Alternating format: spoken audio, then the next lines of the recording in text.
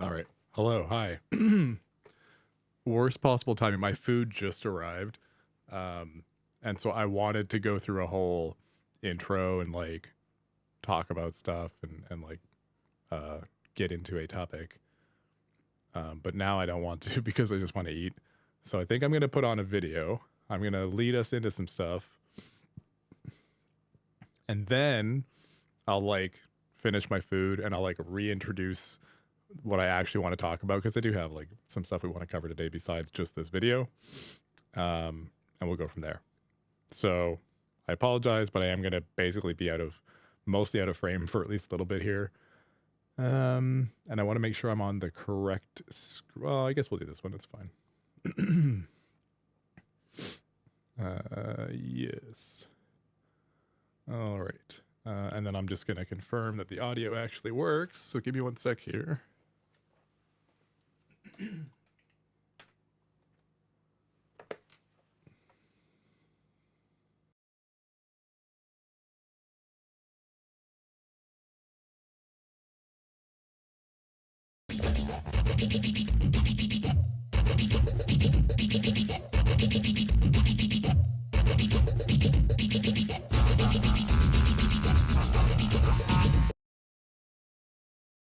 All right, it appears that we are good. So yeah, we're gonna start with this.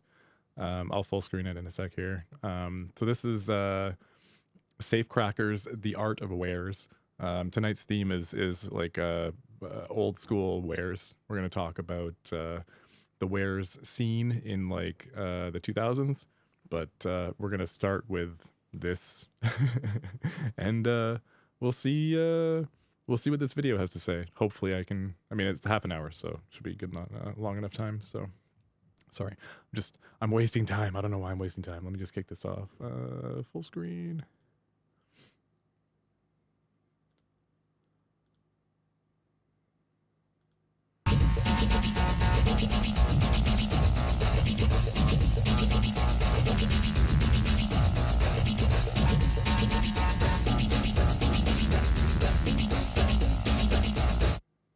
The ANSI scene, a little-known computer art underworld which rose to prominence in the early 1990s during the time of dial-up modems and bulletin board systems, known as BBSs.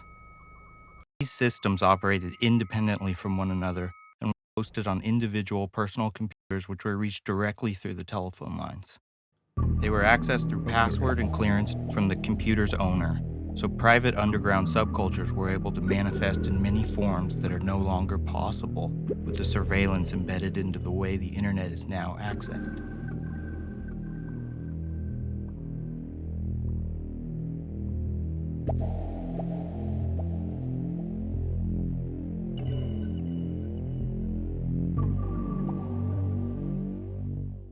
ANSI and BBSs were both rendered obsolete with the rise of the World Wide Web and the increased speed capacity of data transfer, leading to what we now call the dot-com boom.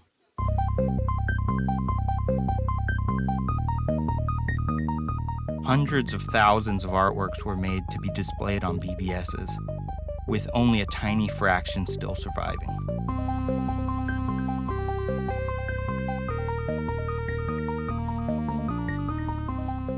ANSI art was just one of the major losses in the mid-1990s during this first massive-scale purge of technological civilization's cultural output, an action that the tech industry survives on, which we have seen repeated over and over with the perpetual updates, obsolescence, and replacement from one platform, application, or device to the next. The physical spaces of the Silicon Valley itself changed drastically during this period as well.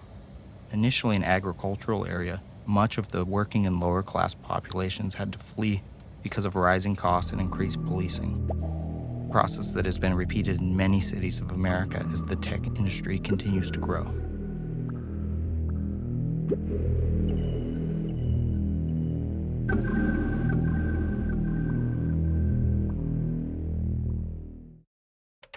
ANSI was a text-based form which allowed color graphics within the MS-DOS operating system. The artwork was typically constructed out of rectangular and square blocks, displaying 80 characters wide and 25 high at a time. 16 colors and 4 shades of density were available for each block. These were placed into a text grid one at a time using the keyboard. The arrow keys were used to navigate, and the mouse could be used for minimal copy and paste functions. Graphics could take days, weeks, even months to create, as artists began finding ways to stitch multiple screens together into long scrolling artworks.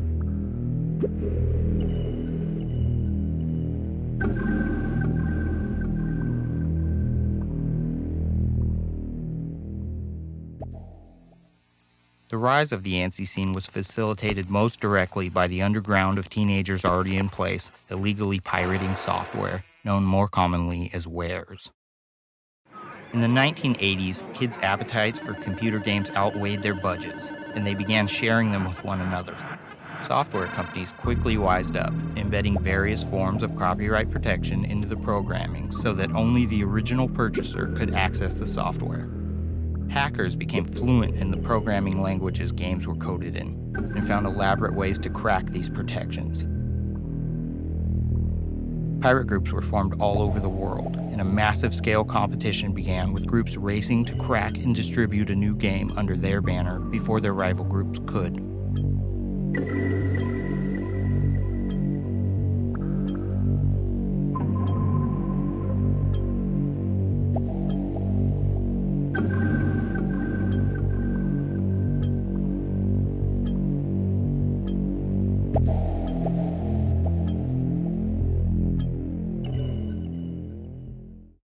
Elite became the blanket term to describe the underground of hackers, pirates, anarchists, and crackers using computers. There were elite BBSs and elite users.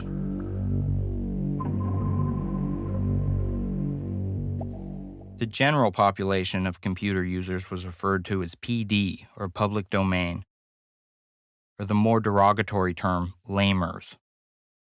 The users of early large-scale online providers like CompuServe, Prodigy, and America Online, or even those who used the smaller multi-line chat BBSs, were thought of as squares and disregarded completely by the elite counterculture.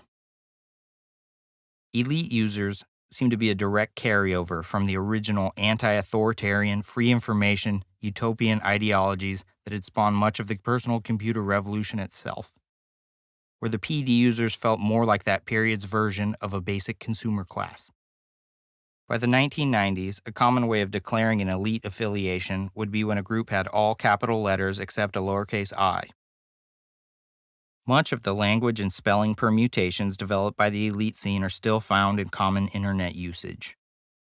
The vernacular of computer slang itself is likely rooted in the earliest generations of elite users, who were able to communicate with each other freely across a much larger geographic span than the PD computer users, who were often relegated to using local BBSs in their own area code. Great measures were taken by Warez groups to get software and games before anyone else, at times before they were even released. The term zero-day wares became a popular tagline, meaning brand new wares that had just been released that same day. The group that cracked a piece of software would insert a sort of digital graffiti into the intro that would display when it was loaded, claiming responsibility as a sort of brag right.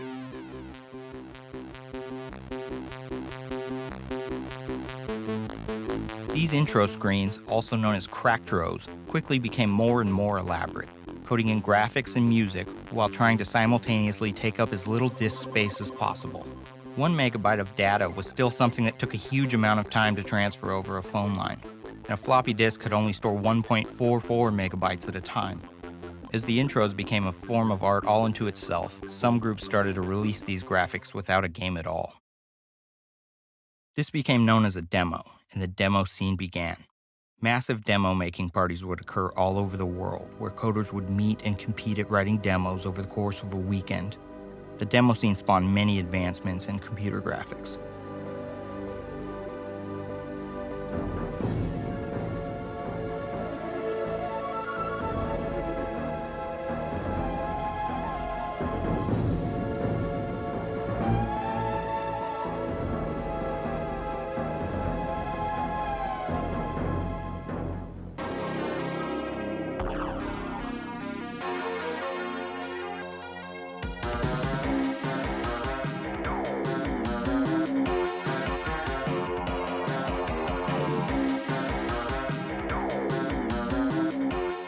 Warez groups continue to release nearly every piece of new software to hit the market, from games to operating systems.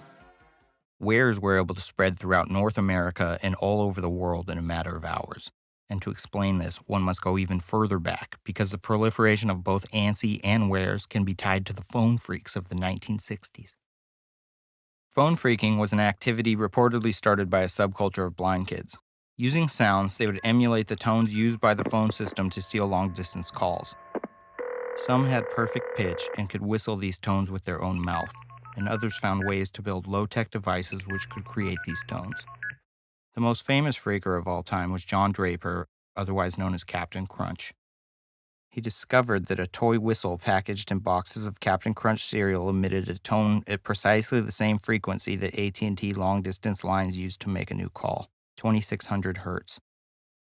This exploration of the phone system became the prototype of hacking, and many other ways of stealing phone calls continued to be developed.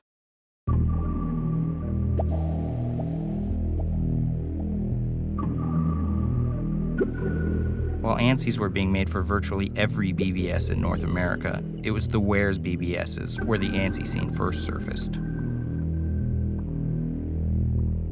ANSI groups, similar to the Warez groups, began to spring up, creating graphic interfaces for pirate boards.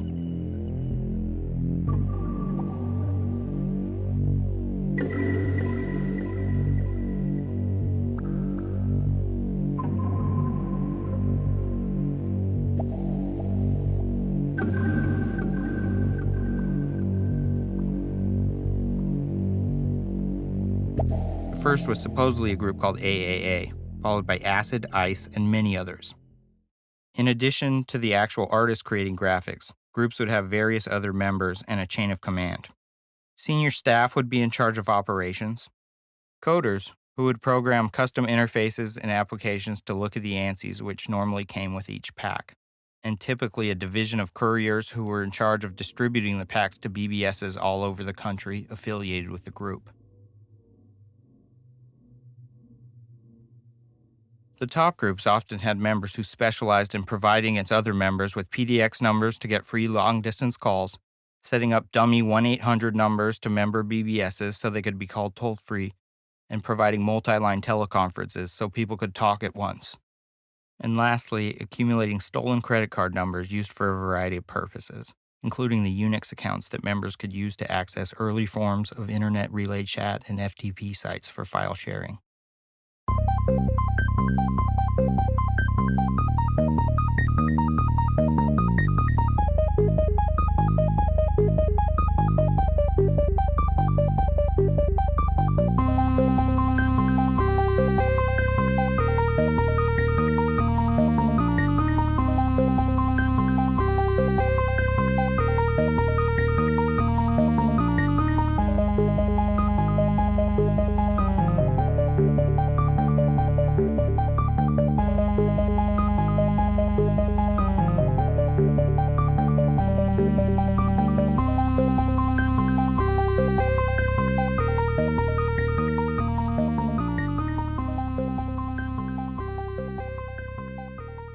The illicit nature of pirated software, as well as the demographic of the artist, primarily, if not exclusively, smart, antisocial teenage boys, heavily dictated the common aesthetics being aggregated from the pop culture of the era.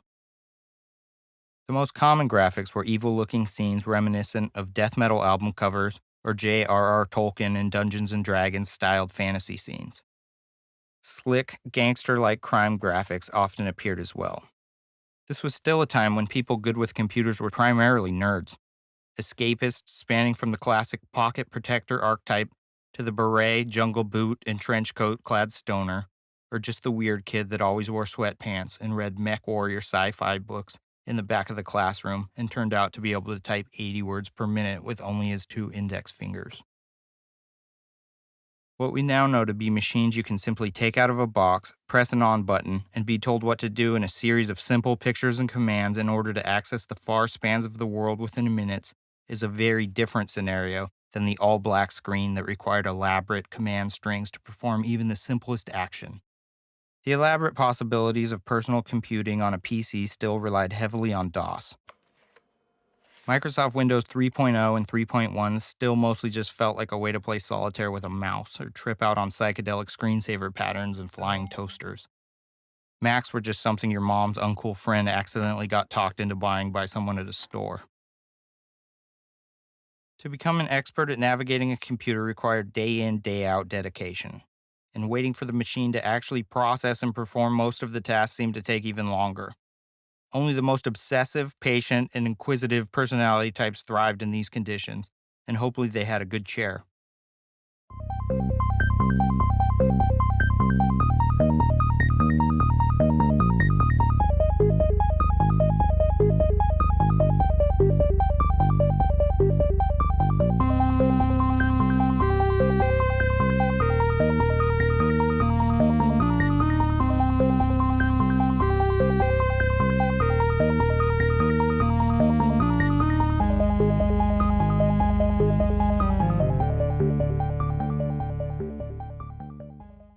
The ANSI groups began assembling monthly packs of the artwork they had made, each one being created custom for an elite BBS.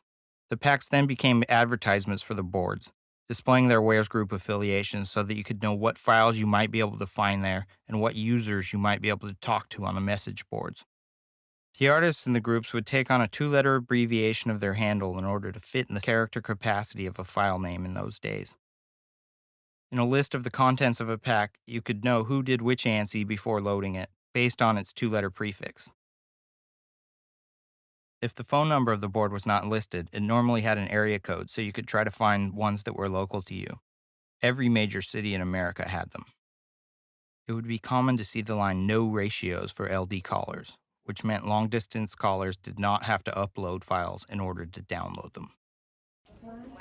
In those days, though, even a single area code might cover a massive span of geography and carry long-distance tolls.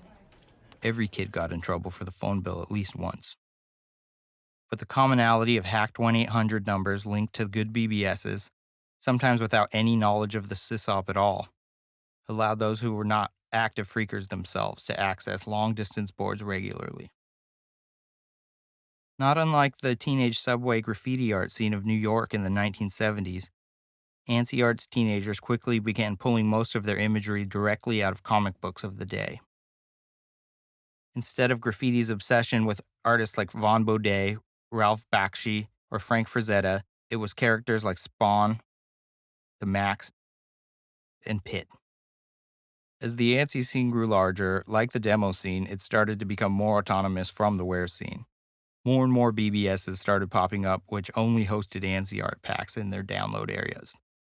Hundreds and hundreds of groups were formed, many releasing only 1 or 2 packs, if a pack at all, before its more talented members were drafted to a more established group. Back,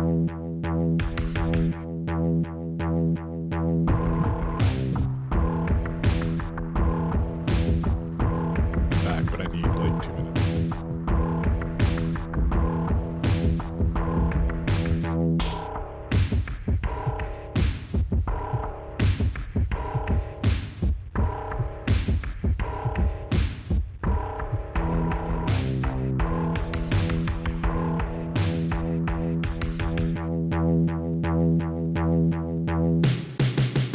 Acid and Ice remain the talented mainstays and biggest rivals throughout the entire duration of the scene, thanks to heavy recruitment of artists from the smaller groups. But many other groups, such as Fire, Union, CIA, Tribe, and Blade, all had a strong presence as well for years, and had artists producing work on the level with work coming from Acid and Ice.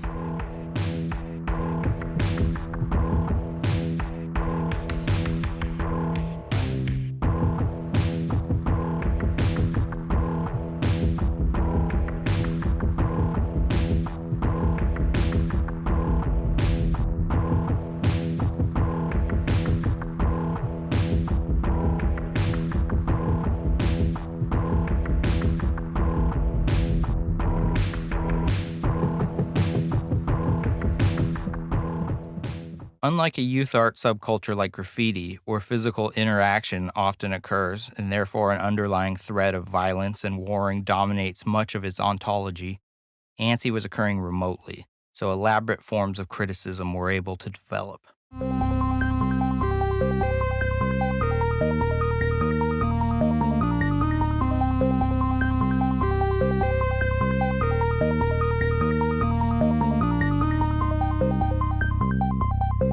slews of electronic magazines would be created monthly, with well-known artists from the ANSI scene rating the individual art pieces in each pack, and often declaring an overall winner from each month.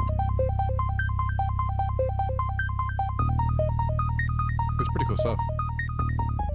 These would also include articles about the scene and interviews with its legendary artists.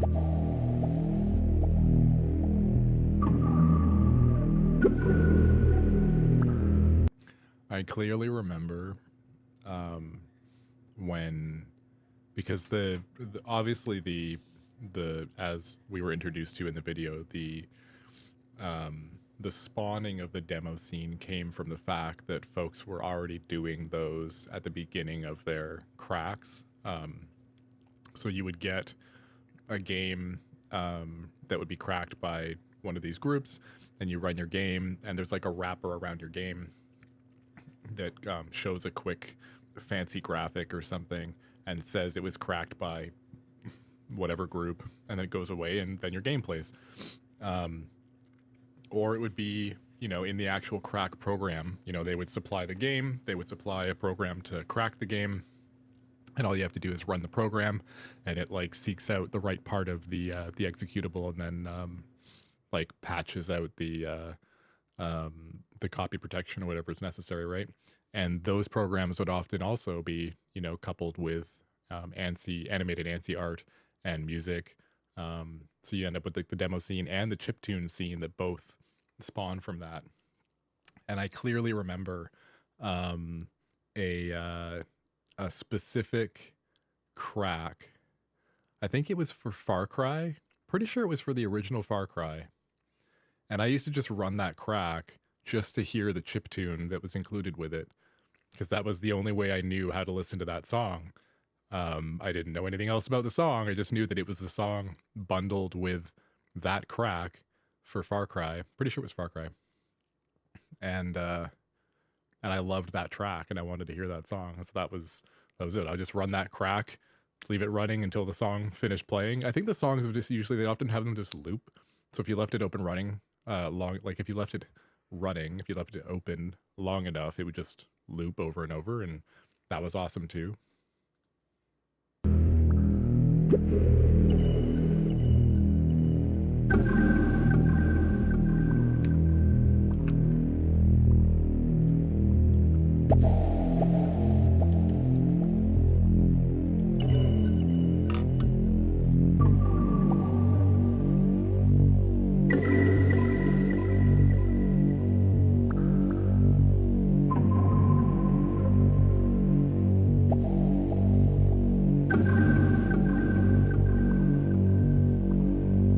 Both the ANSI scene and the work it created became increasingly self-reflexive. Artists began experimenting with techniques for image construction specific to the possibilities of ANSI itself.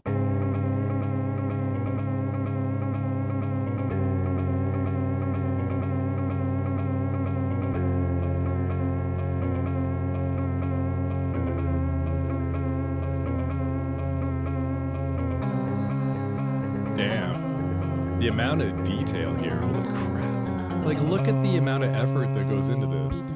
Prominent trends and application techniques for shading arose, the equivalent of artistic movements, which could entail any number of things. Funk, for example, was a text trend started by artists like Minor Threat, Mass Delusion, and most famously the font artist Hannibal Lecter from Acid, who switched to Ice under the handle MCA. Funk, in its inception, was likely inspired by Parliament Funkadelic. It involved absurd, neon-like complementary color combinations and a heavy dose of irony. I love this. Narcotic was often credited with making goop and a sort of digital blur popular. I've seen all of these. We've seen all of these in NFO files, right? The various forms of text. It's like blood dripping, or like different variations on like a slimy font or something, right? And this is all just done with ANSI characters. You can tell, right? It's all just individual characters. Like pixel art, kind of, but with weirdly shaped, non-uniform pixels. I mean, look at the level And of Erie, detail. It's also just known as insane 33, detail. used a sort of crude, muddled abstraction of forms, almost echoing principles found in the bad painting movement. Like, it's like This the was a little very things. exaggerated extension of the heavy black stipple style used famously by the acid artist known as Lord Jazz.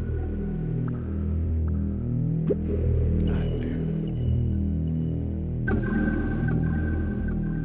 Last but not least, the toon artists, in the expedience of their shading style, or lack of shading at all, allowed artists like Jed and Toongoon to have some of the most prolific output in the history of the scene. They look like actual cartoonists. I mean, it is actual cartoonist work. A combination of the right? techniques from these trends and the full embrace of the low-resolution color block as a possibility for abstraction and expression, rather than simply a limitation for illustrative realism, led to aesthetics which had not been seen before in other art forms. Wow.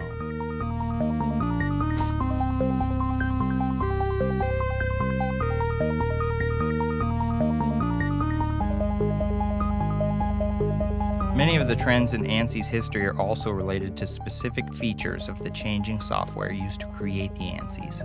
As ANSY switched to longer and longer scrolling graphics in order to achieve the details necessary to replicate a shaded comic book picture, ACID created its own ANSY drawing program called ACID Draw, adding a feature that allowed you to make ANSYs as many lines long as you wanted, with a zoom out so one could actually see the proportions of a multi-screen drawing all at once.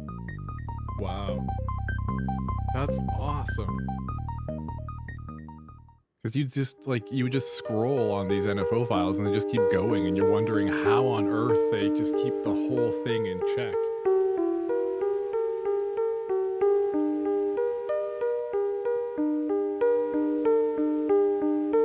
It's like a mural, like a vertical mural. Like from top to bottom, you're like telling a story or something, right? It's a mummy. And the text is all mummified.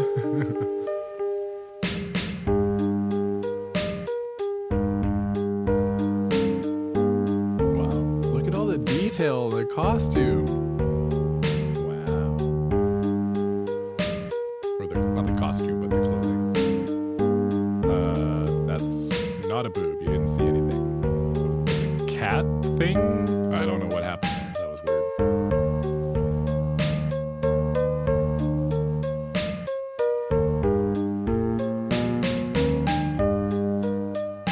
I mean, look at how... Oh my god. It's just so cool.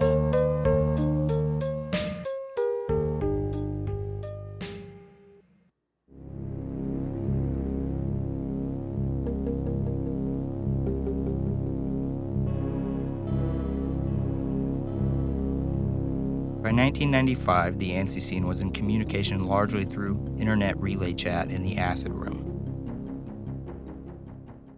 BBSs became less and less necessary for the communication aspect that kept the scene thriving.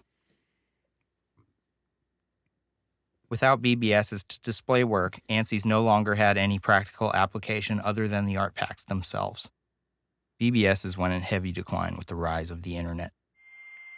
As the modems got faster throughout the course of the ANSI scene, graduating from 2400 to 9600 to 14.4 to 28.8, by the time it got to 56K, connections were finally fast enough to transfer a photographic interface through the internet and facilitate a fully functional World Wide Web. Plenty of the ANSI groups also had VGA graphics in their packs, and many of those VGA artists joined the ranks of the first generation of web designers, HTML coders, and domain name hoarders. True. All of this is true. These people were just old enough to stake their claim on the internet when the internet kind of became available to the home user.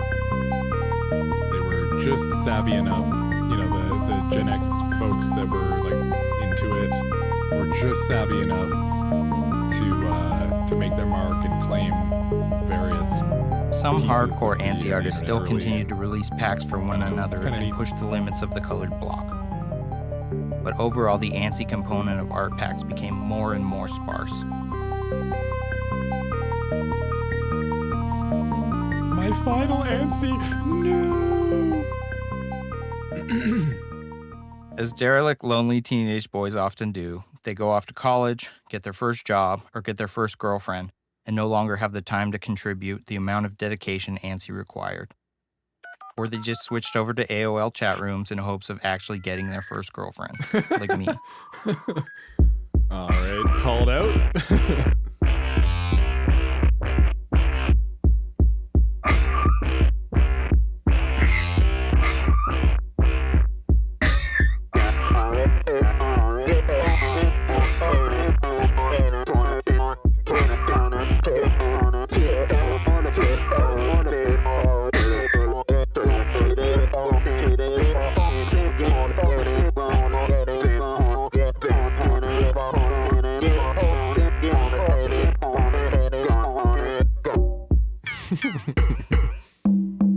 That was awesome. Wonderful. So this was a Safecrackers film, The Art of Warez, and it was fantastic. I'm going to paste a link in chat, and if you would like to watch it, please do. Please feel free. But yeah, so that was Safecrackers, The Art of Warez. Let's get rid of that. And yeah, it was pretty neat. I wanted to get us a little bit introduced to the Warez stuff there, so I wanted to have at least somebody tell some of the backstory, because there's a whole lot of history to all of that, and there's a ton of different lore for the different eras. So what we just saw was more of the early 90s, to obviously to the very early, like the mid 90s, or like 95, 96, somewhere in there.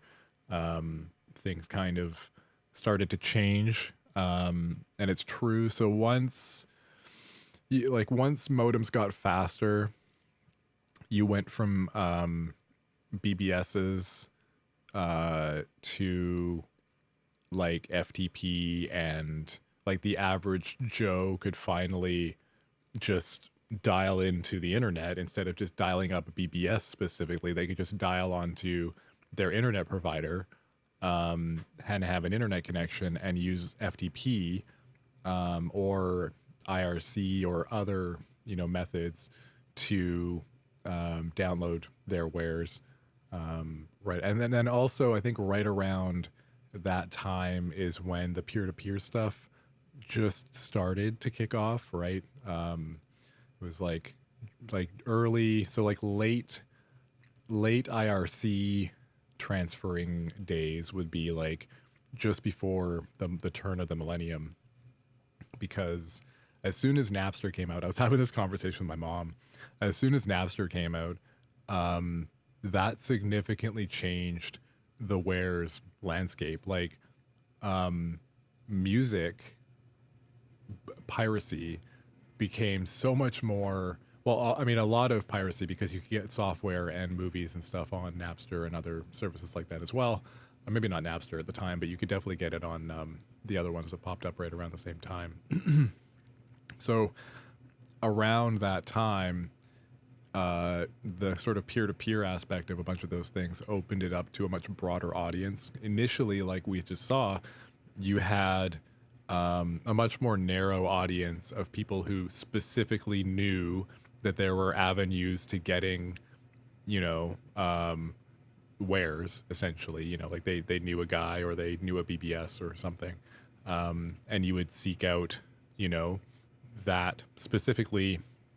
You had to have some connections, you had to have the know-how, you had to have the drive to follow up on those things. And with the advent of the peer-to-peer stuff, a lot of those walls started to erode. Like the idea of having to dial to know a specific BBS to dial into that had all the music you want. Well, now you would just go on Napster and search Napster for the songs you want, and you could just, and that started to significantly shift the landscape, right? It went from, as I think we saw in the beginning of this video, the discussion about the elite users versus the public domain users.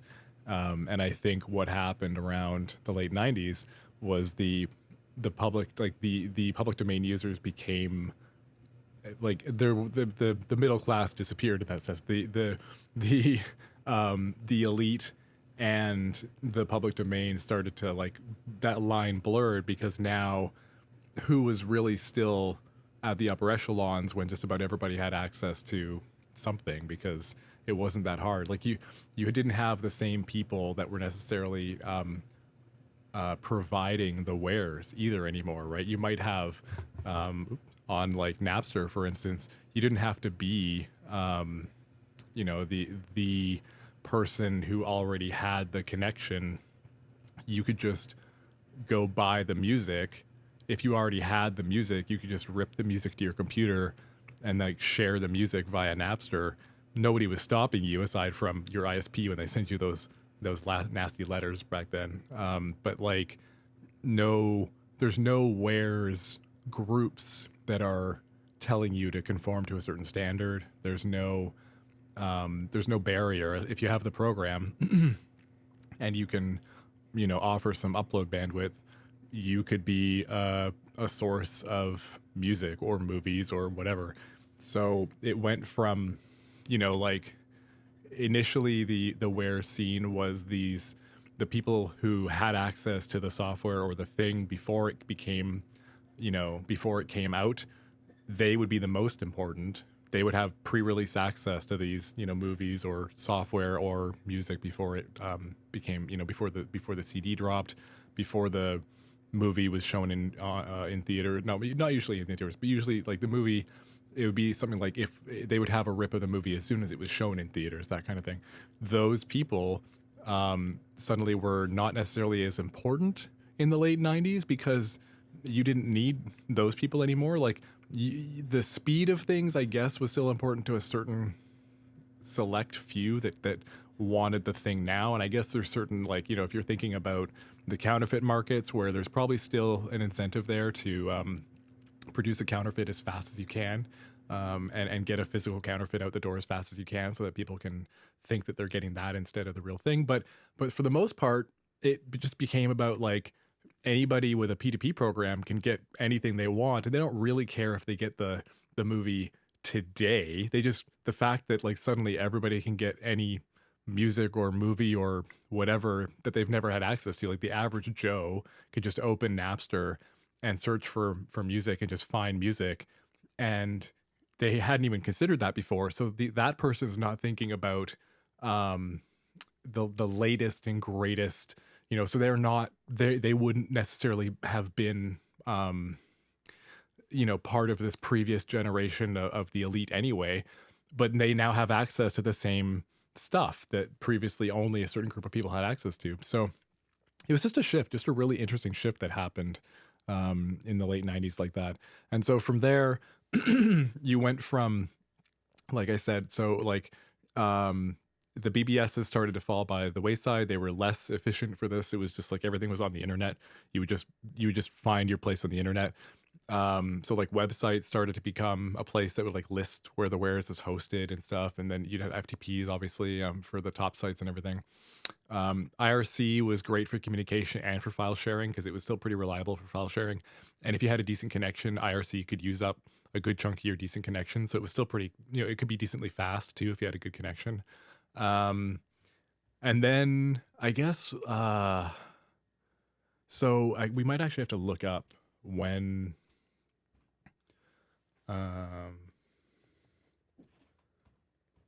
when was BitTorrent created? 2001. Okay, that's what I thought. So, like, right around the turn of the millennium, BitTorrent was promoted as this, like, new protocol, this new file sharing protocol on the web. And I remember a little bit of news about it initially as just being, like, this weird peer-to-peer method of sharing large files that, like, uses this, like, I don't know, blah blah blah blah blah.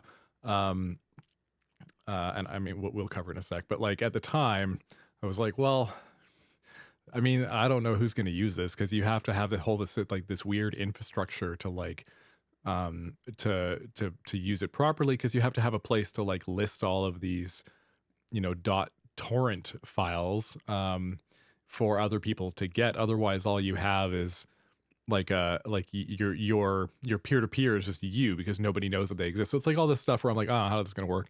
And then there were like non-piracy BitTorrent sites that first kind of were trying it out, but immediately, um as soon as Wares folks realized that they could leverage BitTorrent to pass like Wares around, it just caught on immediately.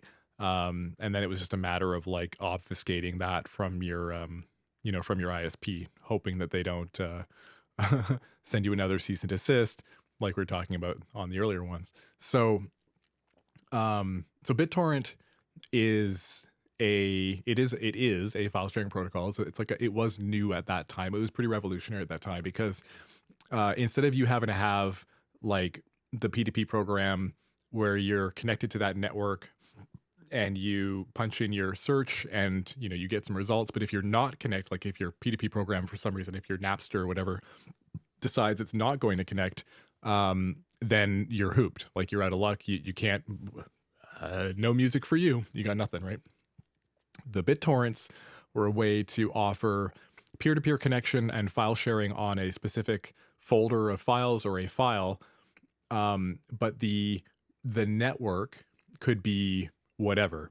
And so usually the what would happen is the BitTorrent, like the tracker sites, the Warez sites that would list all the .torrent files, would have a certain sort of format to how they list it. And behind the scenes, they're also running a piece of software with the website that's it's a BitTorrent tracker. It's a tracker program, and it's like an octopus server that accepts all of the peers basically that are like their BitTorrent clients. When they open one of these .torrent files, it says, hey, the tracker for this piece of, for this thing that you want to download is this website or this program website, whatever, up here. So I'm going to phone home to it and see who else has, a copy of this file. We can use, we could basically see who's a line or who's online, who can serve you this file based on this tracker. This is, and so that can be this website or it could be this website. So it's kind of like it gave you this idea of like everybody could run their own little P2P networks, right? And you could serve whatever you want. If you had the infrastructure and the website, you could serve whatever you wanted, because literally any file, any group of files can be turned into a .torrent like manifest. It's just another file, but that file just contains a little manifest of like what you're downloading, a little checksum of what it expects the resulting download to look like, and just I think it's really just the tracker of like where it has to get the rest of the information for who to talk to download the pieces. The rest is worked out between you and the people that you're connecting to now, who have a copy of the same file. So you and Joe Blow down the street have both tried to, Joe, say last week, downloaded this movie off the same website that you're on. And he's finished watching it, but he downloaded it and he left his BitTorrent program running. So it's seeding. Hello, Philippe.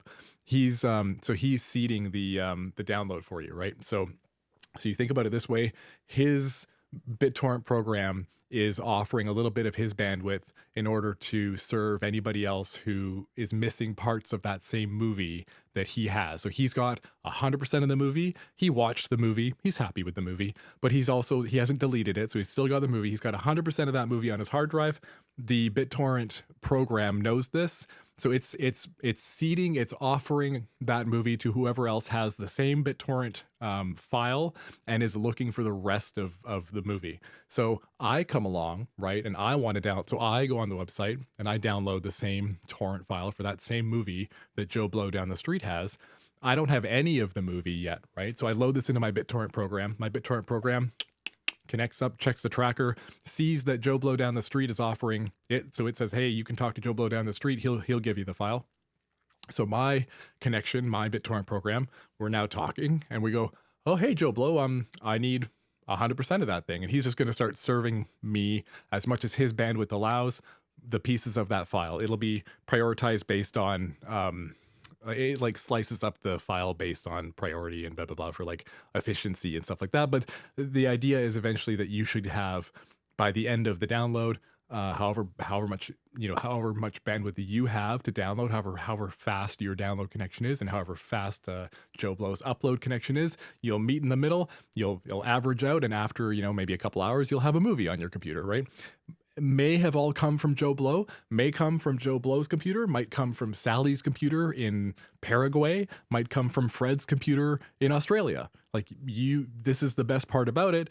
If these people are serving, if they're seeding their copy, and you grab yours, it's just going to pick the most efficient people to grab it from. And it just keeps that list going, right? So BitTorrent kind of like cracked open the peer-to-peer in that sense. It really made it so that like anybody could run their little peer-to-peer networks. And the Warez folks, obviously, this benefits serving Warez to, so small, tight-knit peer-to-peer file sharing. So in this sense, you don't have to host the movie on a server somewhere, right? You just basically need some folks to seed. So you might have some individuals who already have large collections of these things on their computers.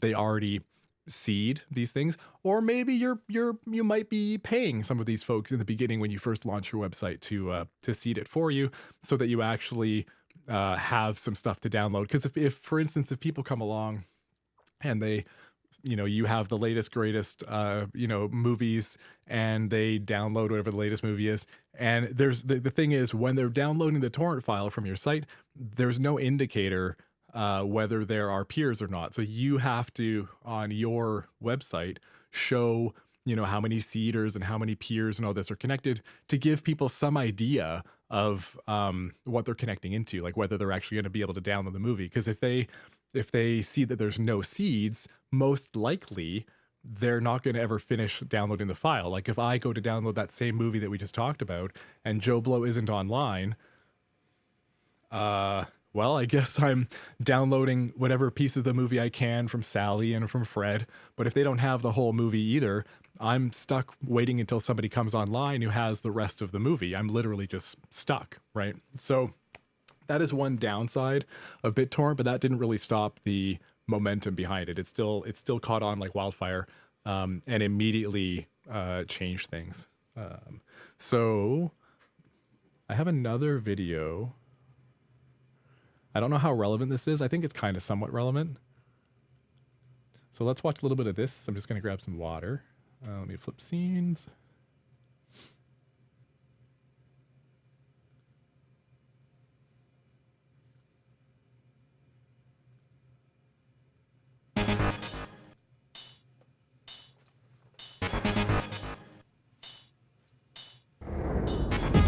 If you're into PC games running on DOS, it wouldn't get much better than the year 1996.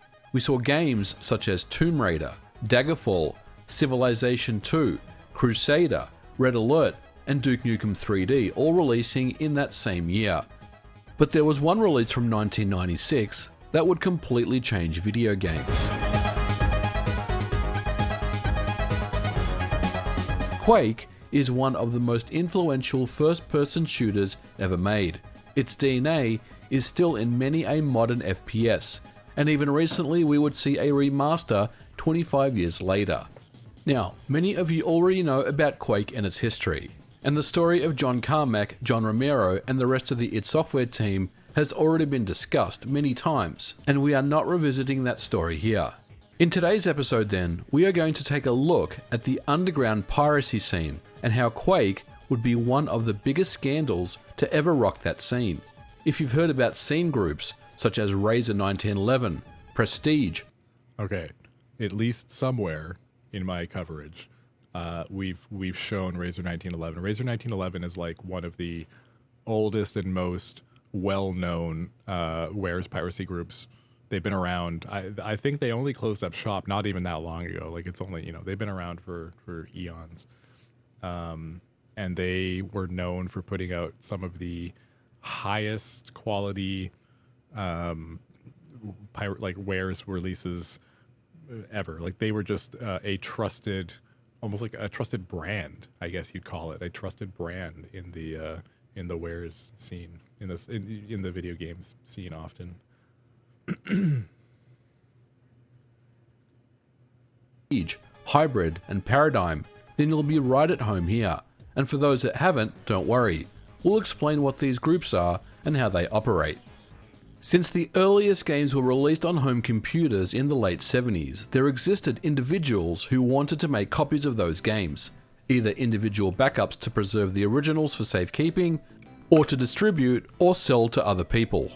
This circumvention is known as software piracy. And game studios and publishers were well... It wasn't always known as software piracy. This is definitely like a going and looking back now, we would call that piracy, because we've been conditioned to accept that copying stuff. I mean, back then necessarily there wasn't even copy protection on a ton of stuff when it was just on discs. It was just basically at some point you were expected that if you were handing out free copies of other people's like stuff, that you might be impacting their ability to sell that copy. But I mean, you're doing that with literally anything that you hand, like any physical book that you hand to somebody. There's just like, I don't know, like back then things were a lot murkier because people hadn't really established that it was going to be an enterprise to pirate things either. Like it was really like just friends making a copy for a friend because it was more convenient than having to like find that software, because software wasn't always super prevalent either back then, right? Like you couldn't always find the same pieces of software at the computer store near you, right? Were well aware of this, of course, and started to introduce measures to stop duplication from occurring. Some of these methods we've covered before on the channel, including CD-based DRM, code wheels, fuzzy and weak bits, bad sectors on disk, dongle-based protection, the list goes on. There were many attempts. Yeah. Dongles and CD-DRM. CD-DRM was so common, but when CD-ROM games and software first came out, it was like almost guaranteed that you'd have to have the CD in the drive to play that thing, period.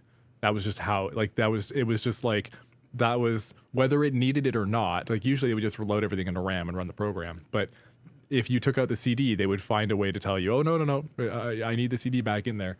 And it was, I mean, it was an easy copy protection, right? They would just require that you have to have the CD in the computer to play. To mitigate. Oh, and the dongles. My dad bought, I think it was Cubase, music tracking software way back in the 90s. He bought a like a Roland keyboard. We had a Roland keyboard at the house. My dad, I'm realizing looking back that my dad was very much like I am when it comes to like new hobbies, and I'll just like dive right in, get the thing. And so he had a Roland, I'm pretty sure we had a Roland keyboard, and he had Cubase, and it was like a big deal to have Cubase for our computer at that time because it was like a very expensive piece of software and very powerful music software, and we did not use it at all really to its potential. It was just a toy, really. But I remember it being one of the few pieces of software that needed a like a dongle at the back, and I think it was just a plug that I think it plugged into one of the serial ports in the back. And you just have to leave it plugged in while you ran the software, and it would just detect that you've got this dongle plugged in on your serial drive on the in Cubase. Yeah, and that's really all I remember about Cubase. And most of the time, these attempts failed.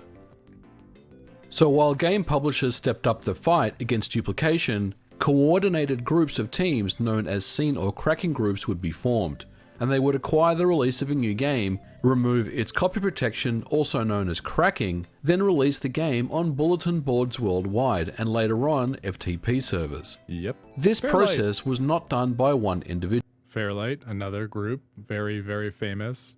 Razer 1911 levels of famous, in my opinion. Individual. Suppliers in the group would source the game. Often, they would be able to get a hold of the game, usually before street dates. Then the crackers would remove the protection from the game and usually add an intro.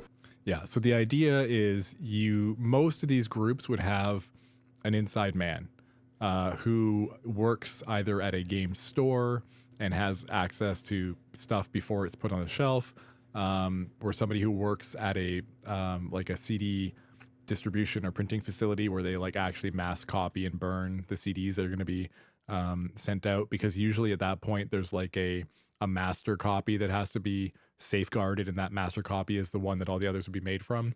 And if you can copy that master under conditions where nobody else is really, controlling that, then suddenly you would just have a copy of that CD that nobody's accounting for, right? Just stuff like that. So the idea would be that you have somebody on the inside who can give you, that would be their gimmick. So the idea is like, you wouldn't usually be in this unless you had some sort of knack, some sort of gimmick that could give you an edge, whether it was somebody on the inside, or you were running one of the, you were, I don't know. It's just like you had to have. There was a reason these groups existed, right? Because um, you wouldn't be trying to crack a copy of something that wasn't the latest and greatest, because somebody would have already done it. So in order to be the latest and greatest first, you have to have that advantage, that edge of some sort, right? So it's just the way that these groups formed was somebody would realize that like they can, this person who has a connection at a warehouse somewhere is, you know, their connection. Without that, they're never going to be able to keep up with, they'll never have a release at the same time or earlier as anybody else. They'd always be tagging along, hoping that they can.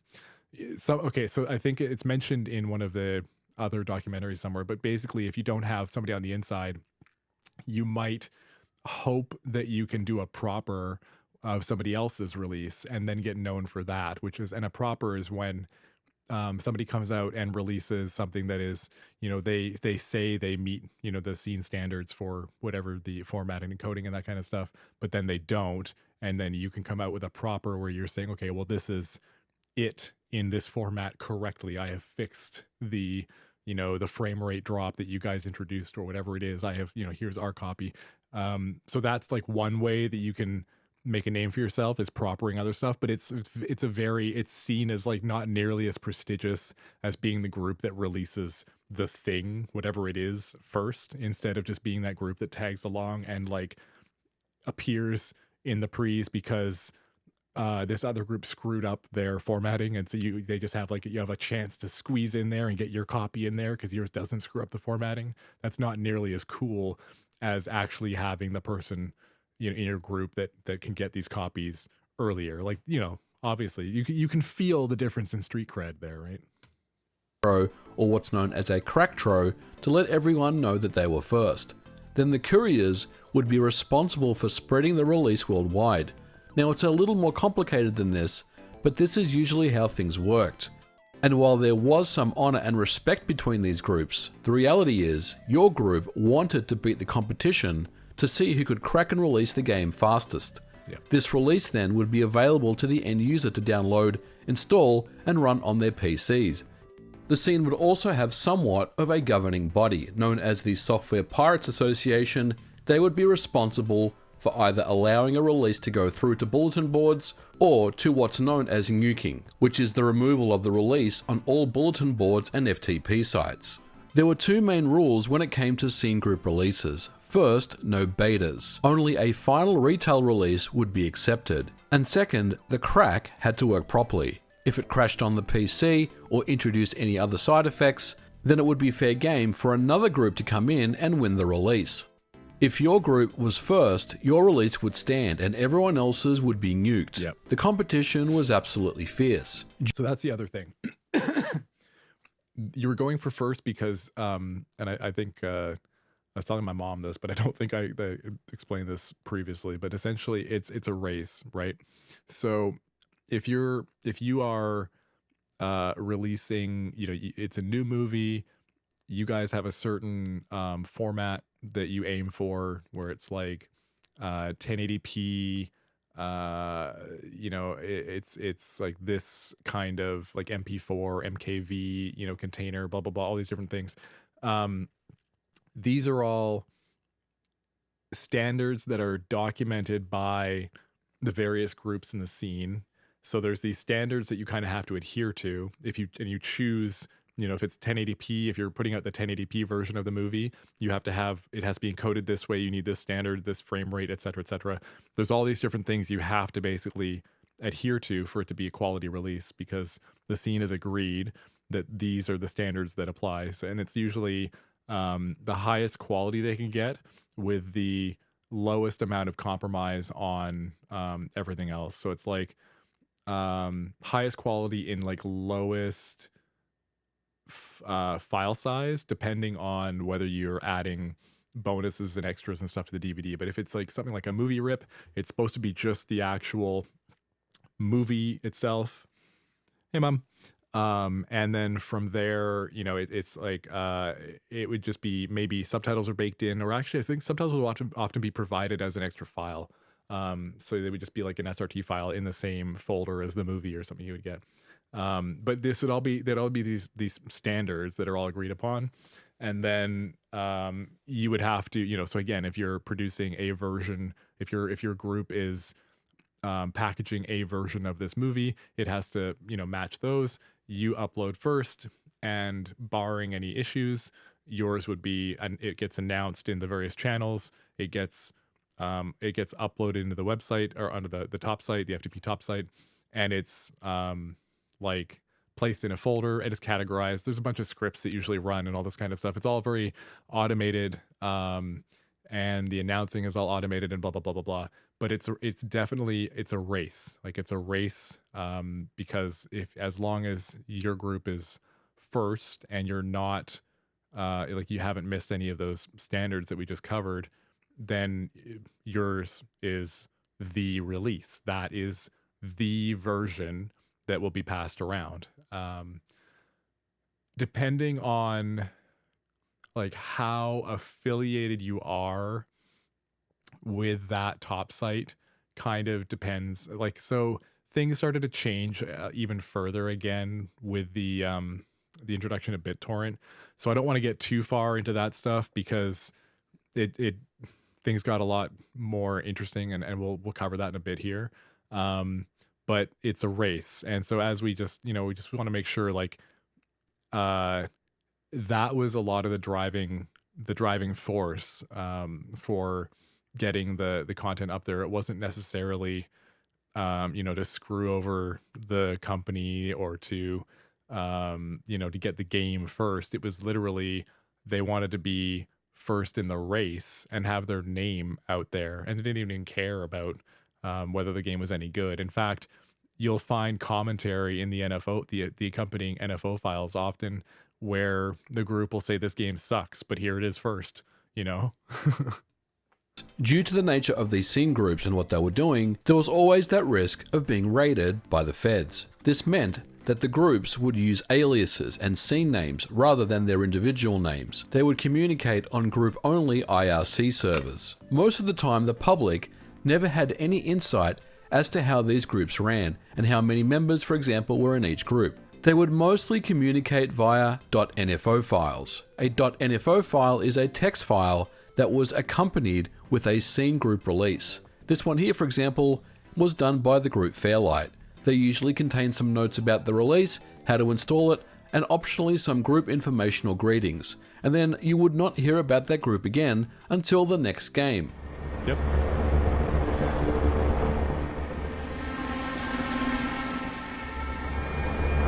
(1996's) release of Quake would be one game that would be hotly contested by every scene group that was around. Who could supply, crack, and release Quake first? This would result in some serious street cred and respect. Quake was easily the biggest release of the year, and certainly the most anticipated. Any group that got their hands on Quake first would have a place at the table with heavyweights like Razer 1911 and Prestige.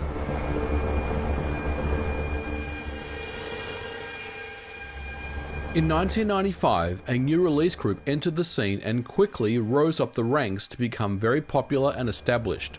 The group's name was ROR, which stood for Release on Rampage. The leader, Ash Asvilden, had the scene name TKLP, which was short for That Crazy Little Punk. TKLP was already in various scene groups before ROR, and had good connections to suppliers and crackers. And when ROR went into 1996, they were going in full of momentum. Around the same time, id Software released Q-Test. It was a way for players to test out the deathmatch features of Quake as sort of a public beta test for the release. While buggy, it was also very popular and was used by many until the official shareware release of Quake at the end of June in 1996. But it would be 11 days before shareware Quake release when a full version of Quake was leaked to the internet. This was confirmed by id Software to be what was known as Beta 3, and while close to the official retail release, contained some differences. But since it contains the entire game, including all campaigns, it was clearly software piracy. On June 21st, 1996, one day before Quake's official release, ROR would release the retail version of Quake, beating out all other release groups for the crown. The NFO file celebrated ROR's victory. Here it is, the Duke 3D killer, brought to you just like expected by ROR 1996. But Cenas quickly realized there was something up with this release. It ended up being the exact same file size as the Beta 3 leak, and the version contained the same README file, indicating that it was a pre-release. However, it would have some changes in its executable, notably wording changes, and the biggest difference is that the word beta was completely stripped out. But even still, something fell off.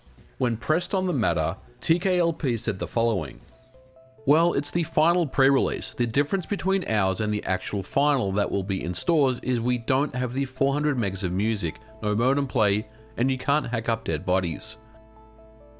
Without anyone else's word, this seemed like a plausible explanation. After all, this was the full release of Quake. ROR Something fishy. claimed that Quake was supplied to them by an inside man that they had working at id Software, and this should have been the end of the story. TKLP had convinced the scene that this was the final release of Quake, and the release stood firm.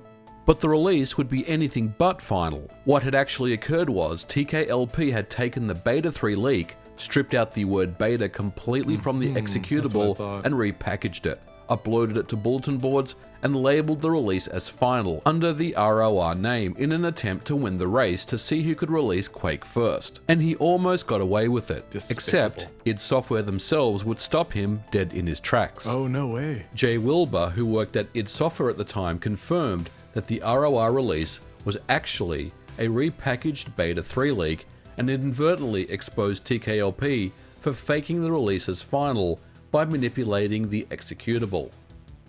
Word on the street is that you may be the source of the Quake 3 beta leak. My sources tell me that you and I are friends, and the reason why you have the beta of Quake is that you work for a magazine. 1, I don't even know you. 2, id Software does not send beta copies of games to any magazines. Ooh, spicy. This would be enough for the scene to take notice and nuke the ROR Quake release and label it as fake. They nuked it. Oh, wow. I mean, they should. It is fake, but still.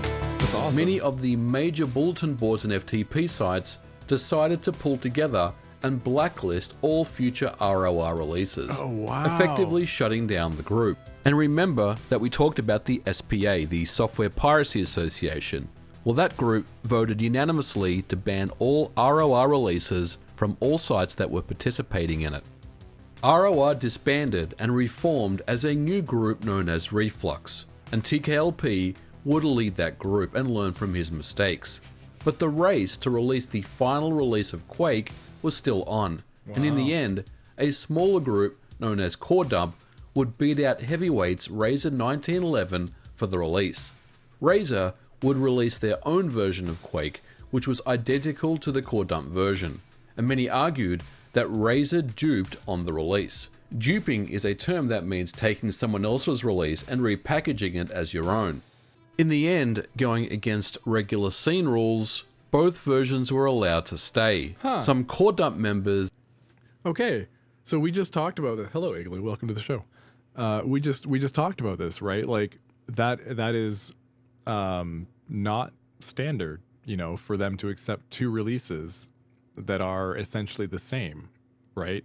And I think what we have here is a demonstration, which I don't know if he gets into this quickly with the minute or whatever we have left, but a demonstration of some scene politics at play, because Razer 1911 had prestige already for being like the group, right?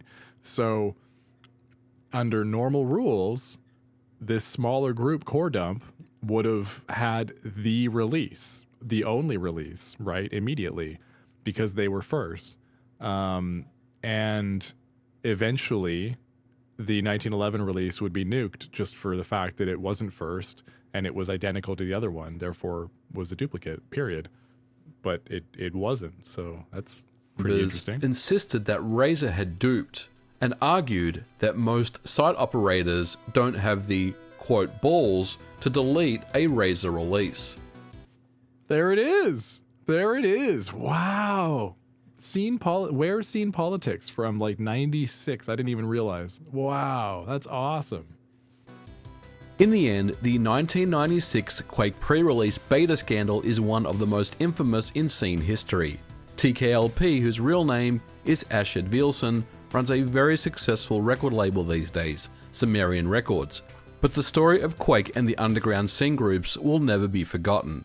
And even as recently as 2011, Torrent Freak ran an article about Vilson confirming his past as a member of ROR. But that will do it for today's episode, and if you like these tales of the underground scene groups, let me know in the comments below. There's plenty of others that I can definitely share with you guys going forward. But for now, we are going to leave it here for this episode. Thank you so much for watching. If you liked it, don't forget to put a like on it, and I'll catch you guys in the next video. Bye for now. Okay, I'm going to link this one too, because that was pretty fun.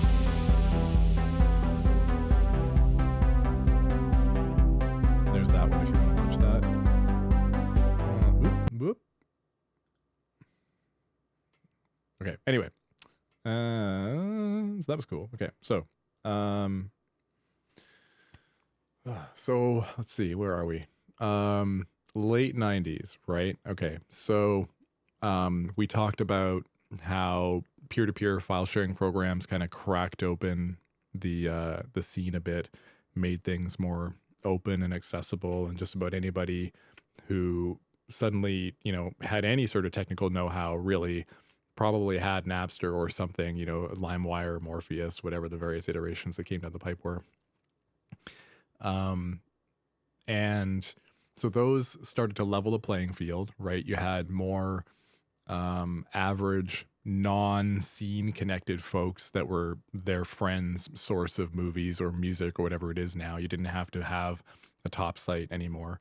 But the top sites and the FTPs and all the stuff still existed, and the quality and the standards of these things were still maintained, and there was still people who cared about those things. So for at least a little while, that stuff still kind of went on in the background. If you were connected, you still had the top sites and the release sites that had the proper, the fancy copies that, I don't know, I'm calling fancy, but like the scene copy, the scene versions, the scene releases of the games and movies, and not the release that you would find on Napster, right? So like on Napster, you wouldn't, here, see if we can find pictures of Napster for like B-roll footage or something, but like on Napster,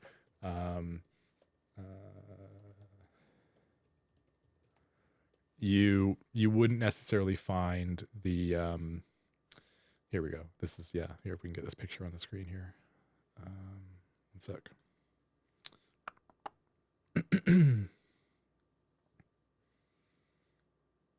Yeah, here you go. Okay, one sec. So on Napster, can I actually open this? Yeah, you would like, you would search for, there's like the hot list there, but you could go to the search, and you would just search. But essentially the difference being that like there's no guarantee that what you're seeing here is from a quality source from like a top site or something else, right? Like this could just be, again, Joe Blow down the street has a collection of CDs. He's really into music. He's ripped hundreds of, maybe thousands of albums, has a lot of storage space on his computer, and is just a big audiophile nerd, and he's really into that, and that's his thing. He just also happens to offer that collection out to anybody else who wants it, and makes it available via Napster. And same for whatever other file sharing programs and stuff out there. So the you might not care, but some people still cared about the differences in quality, the difference in reliability. Because again, like what you see here doesn't necessarily mean that this file is what it is. Um, I mean, these obviously are most likely actual MP3s because you can see the bit rate and the frequency and stuff next to them.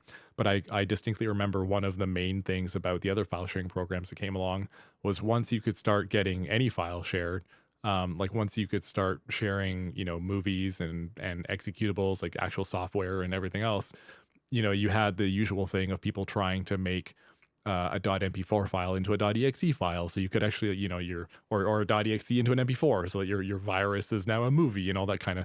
Anyway, so like because of things like that were still pretty prevalent at that time, there was still people that were into the actual managed sort of Warez scene, the scene that actually had some control over it, I guess, whatever you want to call it. And so it still existed. It just wasn't. I don't know. It wasn't as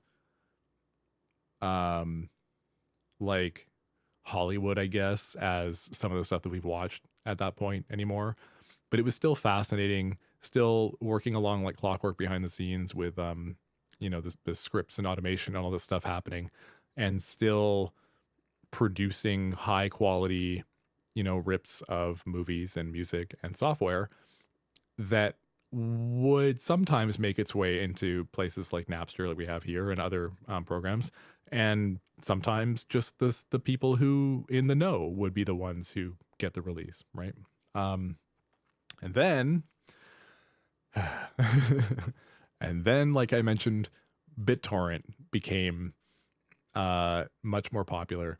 And so like I mentioned, BitTorrent, you can turn any file into a shareable, any folder of files into a shareable peer-to-peer, little like bundle, and people on the same tracker with that, torrent file that has the hash of your file, they can try, you can share the same files between people all over wherever, right? And that coupled with the top site connection from before meant that now you could like trickle down the wares from the top sites to people in the peer-to-peer BitTorrent world, which was becoming a much more open world, but was also seen by the top site, by the people who still consider themselves to be elite, even though there wasn't much of that left, because again, the P2P kind of leveled the playing field a bit. The people that still felt like they had, the old guard, whatever you want to call them, they saw these P2P, the growing P2P crowds as like the unwashed masses of, I can't believe that like now, high school kids can just download our top quality releases from a site that we don't even control their access to, because someone somewhere in the ranks has access to one of our affiliate sites and can then download our release and package it as a .torrent file and upload it to a torrent site. They really didn't like that. But that process was happening. It began as soon as torrents, as soon as people realized that like you could do that with torrents, they became another conduit to these top sites. So you ended up with this like weird hierarchy of like, if we look up, so this is, do they have the hierarchy here? There's a picture on one of these. Maybe they don't have it on this one. Wikipedia, where? Hold on. One of these things. Here we go.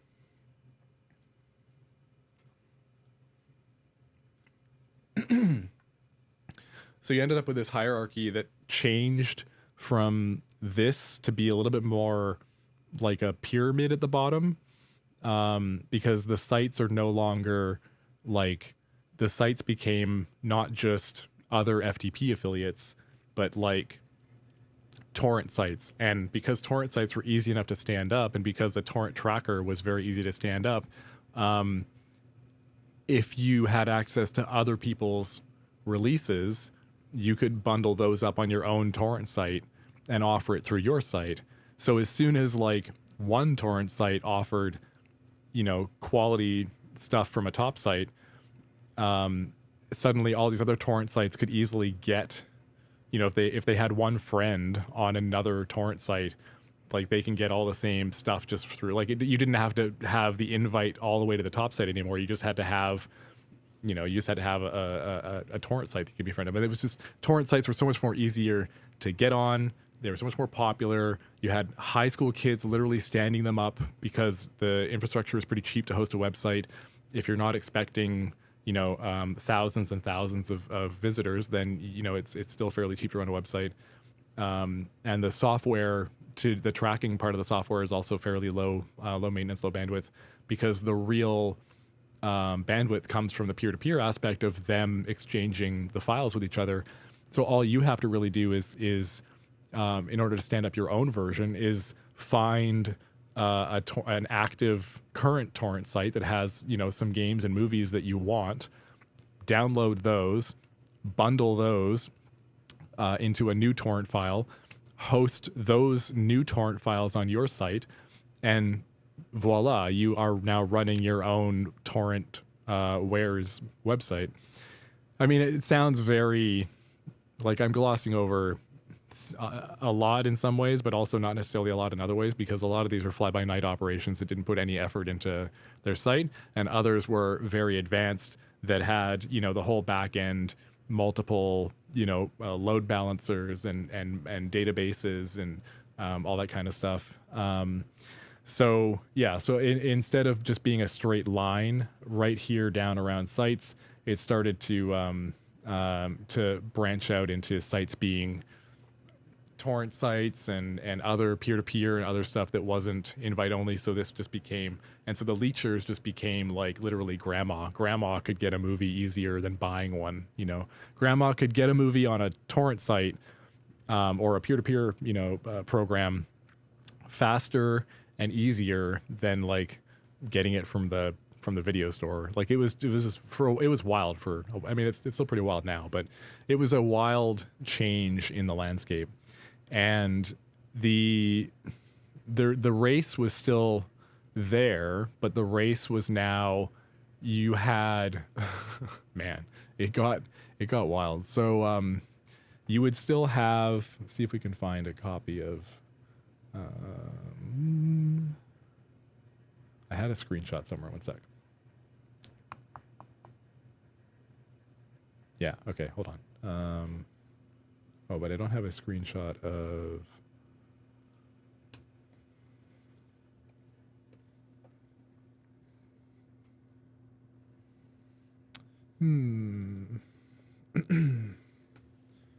I found this before, but I'm not sure if I'm going to be able to find it again today. But essentially... Oh, here we go. Kind of. Maybe. This isn't quite what it looked like, but... Oh, this might be it. Yeah, this kind of thing.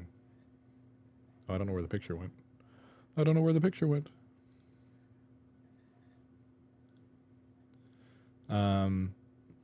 But there, so the announcement and the racing side of the pre of the like the Warez releasing. So like it's a race because not only we talked about like you could be marked as a duplicate if you were second, or nuked if you if you didn't meet certain quality standards or something like that, or if you were or nuked if you were a duplicate, or nuked for other reasons. It was a race for that, but it was also a race because the actions that were happening on these top sites were broadcast. Some of these actions were broadcast via these IRC bots in various channels on these IRC networks. So if you were in the right IRC channels, you would, like, there'd be a bot that would be posting the file name or the folder name that was just uploaded, just finished accepting uploading and it would say that this is a new release. So that's like why the groups would format, like there's a certain naming scheme to the files and the Warez folder and all this kind of stuff that would have like the name of the thing, you know, the game or the movie, whatever it is. If it's like a movie or a music, I think it has to have the year next to it. You would have often the format or like the resolution. So if it's like a movie, it would be like 1080p, so that you know that it's a 1080p. Otherwise, maybe it's the 4K, so you have the full, you know. And then I think the source that it comes from. So if it's like a Blu-ray rip, or if it's like a cam rip, or if it's a you know, basically if it's a you have to list the source of some sort if it comes from a non-standard source. And then finally, I think the group name. So there's just this, you know, string of being able to identify what it is, and like what kind of release of this product that it is, right? So if it's the game, I mean, the games might games and software might not vary too much. It might just be a different language, perhaps. But movies, you know, you'd have different resolutions, different sources. You know, you'd have the first group to release the cam rip, which is literally somebody in a theater with a camera recording the movie, and then uploading that copy to, you know, packaging properly and uploading that copy to a top site and releasing it.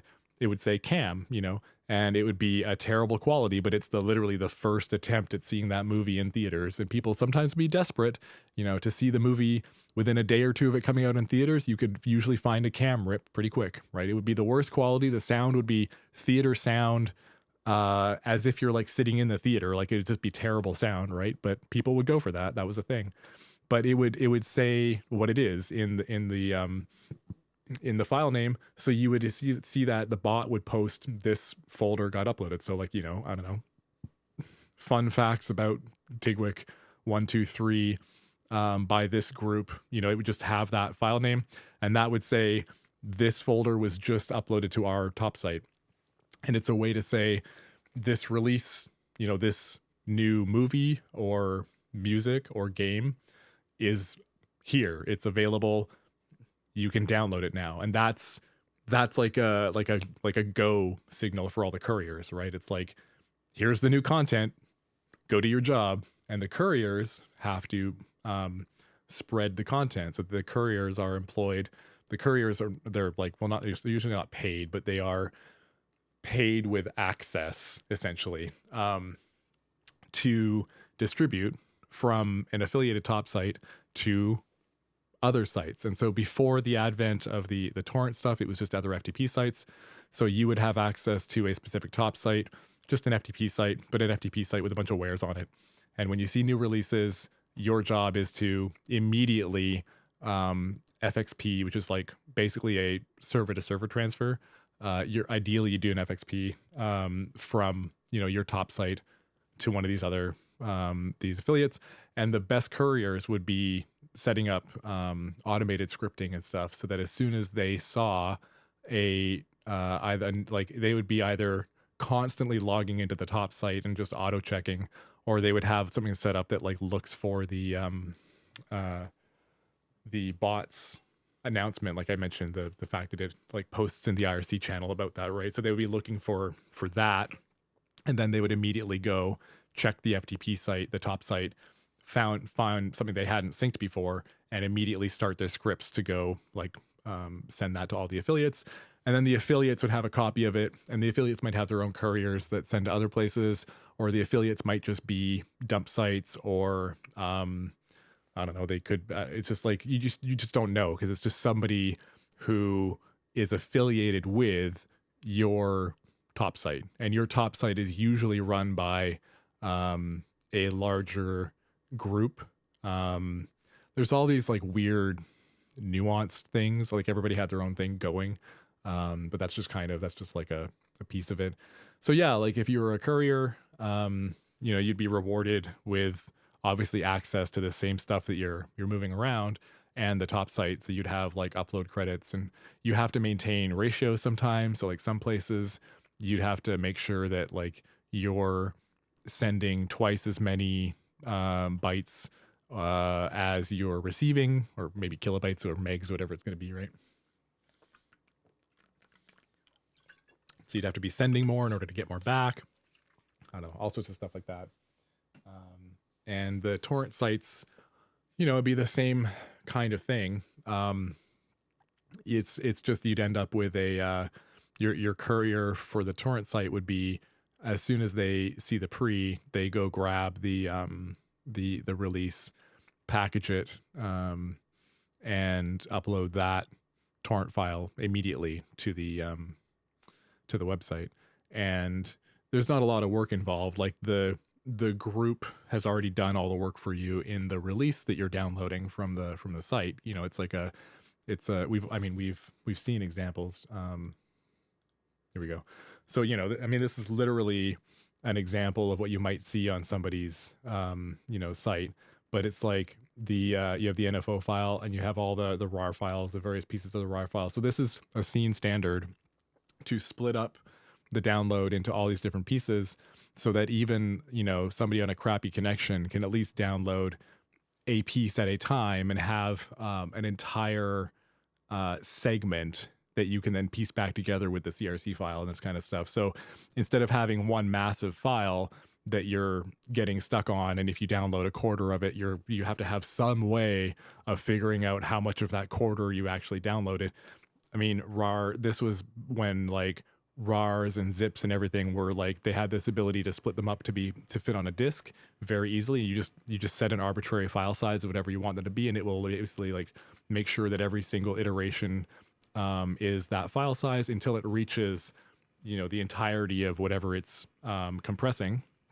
So if it's a gig of files that you're compressing, and the final size is a gig, it's going to be however many of these 50 meg files until it reaches basically a gig's worth of that in total, right? So it was just neat stuff that you would see done to take care of like the lowest common denominator Warez user who wanted to benefit from piracy.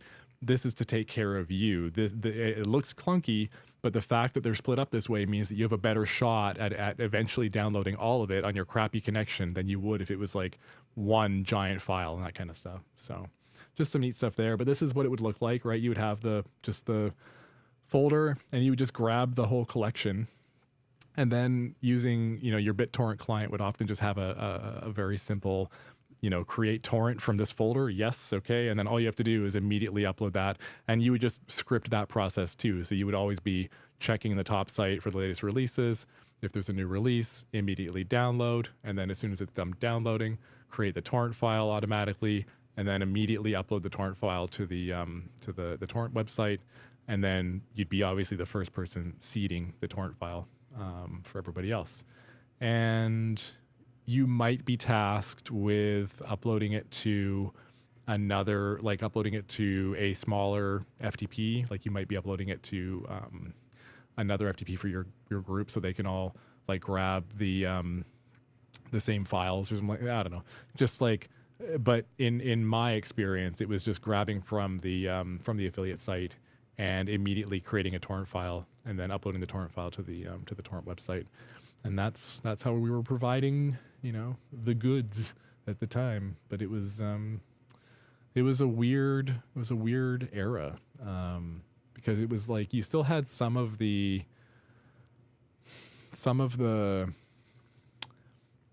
Hollywood sort of feel to the back end, because like being in the IRC channel and having to monitor that stuff, and watching for new releases to drop, and have like that was fun and exciting still, and it felt very much like you were a part of things. But from the other side, the side that didn't want the torrent sites to exist, you were technically constantly under threat, because if you had access and they knew that you were using your access to provide these files to torrent sites or a torrent site, a torrent tracker, there was a chance that your access might just be revoked. because they just frowned upon it. There was no real. It wasn't like not every place had rules against it, but there were enough. There were enough sites that started standing up rules saying like, no P2P, no torrent sites. If we catch you distributing to torrent sites, we will, we'll cut your access, we'll ban you, etc. So it was kind of, it was kind of a weird era. And now I'm assuming all of that, I guess, is still technically going on. But the landscape has changed again, and I think we'll have to do another sort of like, because I haven't kept up at all with how things are currently, but I know for a fact that technically these things are still going on behind the scenes because, I mean, the Warez doesn't stop. There's obviously still, you can still get pirated software, but torrent sites are pretty much like the de facto method of getting your end user hands on pirated software these days. So I don't know I'm assuming that the top sites now are just always distributing to torrent sites as their like other, like I feel like there's no like there'd be no stigma anymore, I'd assume, right? Because it's 2025 and like torrent sites are kind of like the thing, but I don't know if that's even true actually. Just kind of assumed. Anyway, something that I wanted to show you guys as well is from the era that I'm talking about, which kind of encapsulates things pretty well in a drama actually. So this is Welcome to the Scene. It is from, I don't know when it's from. When is it actually from?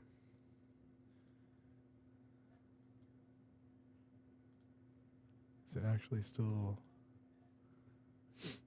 It might not even exist anymore. Yeah, no, that's not even it. So I don't know when it came out, but it was in the very early 2000s. And it's a story of, I think this guy is Drosen. It's a story of a dude who is part of a Warez group. And they like their group has an inside person, who has access to get them copies of like games or movies or something.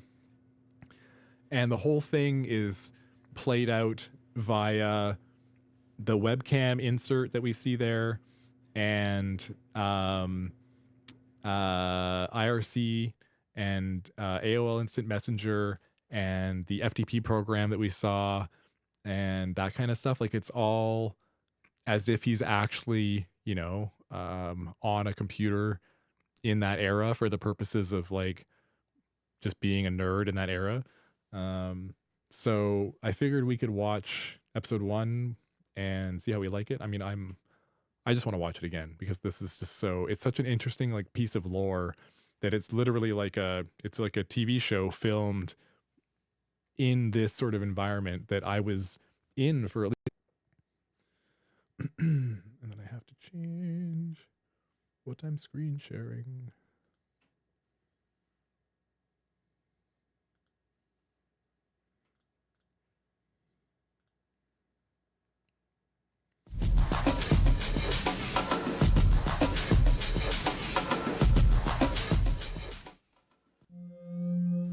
By conservative estimates, more than 200 million people around the world download music, movies, television shows, video games, and other electronic entertainment infrastructure that exists solely to acquire and disseminate new content. At the highest level of this machine is a place where virtually all these files that spread all around the world originate. It is a place where deals are struck, where identities and access are jealously guarded, and where an elite group of technocrats silently works the controls. Those of us who haunt this place have a name for it. We call it the Scene. I just want to say though, I watched And the running with a down to the place I'm supposed to go, in the lines I'm supposed to know. I haven't yet figured out more beautiful and more amusing. But what can't you just be cool? Why do you the camera essentially matches, you know, what's happening on the screen. But this time we saw him hands off opening the package and the person was still poking around in iTunes. So that was like, whoops. they just broke my immersion, man.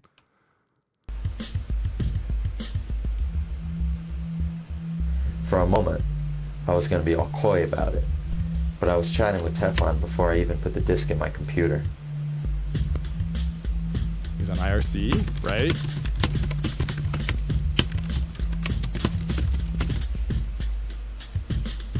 So he says, Tef, and Teflon says, sup. He says, I just got back from work, made $37 and a reek of clam sauce. Teflon says, ugh, sorry. Well, it's not all bad. The package came. Get out. The package? Roger that. Alexander in all its glory. Damn, the screener? Okay, so a screener. What is a screener? Screener movie, but not necessarily all the trimmings and final wrappings that you might get if you got like a DVD with all the languages and Easter eggs and fancy menus and crap. It was just a way for the company to, no worries, we'll be first. And Teflon says, I live to worry. Just let me know when he starts encoding. Drosten says, will do. Talk to you in a bit. Tef and I go back about 4 years. We founded a ripping group called CPX that's become one of the top groups in the scene. We specialize in releasing high-quality movies, not the blurry, faded-out crap most people expect to see on the internet.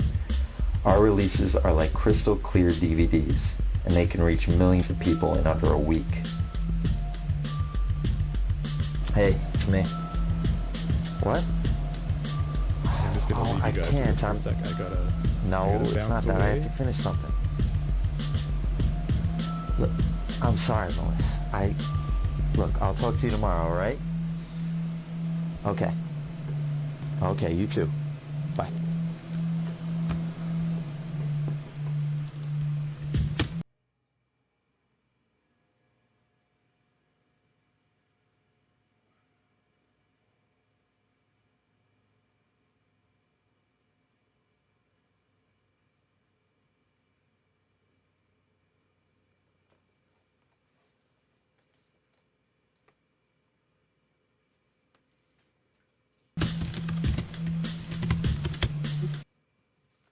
Hey, sorry. Hey, I'm here.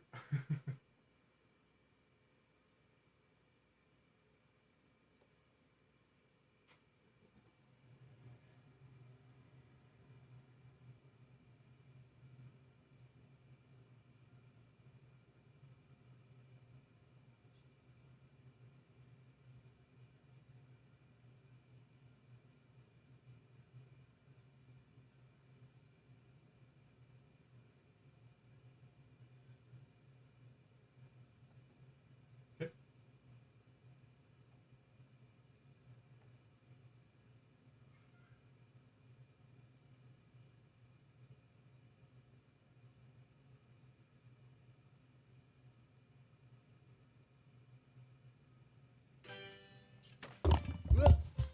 One sec. My volume just. Oh, I see.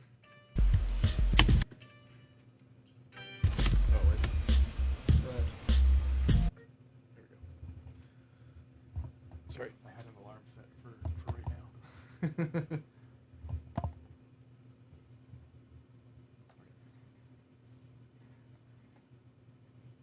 Oh, sorry. Are you sharing your screen, Pascal? Because I can't see anything on the screen. No worries.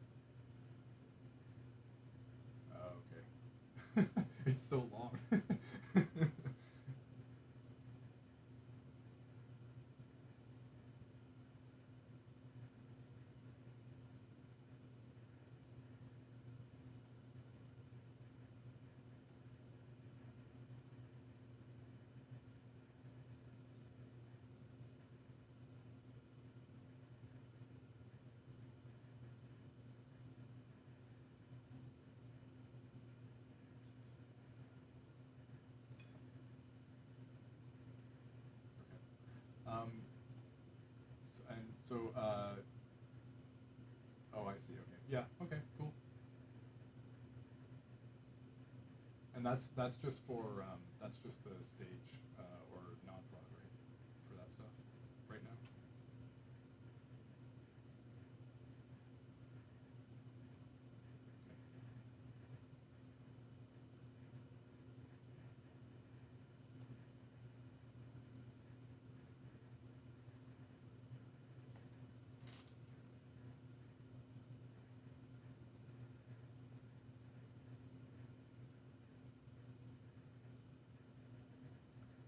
That's important.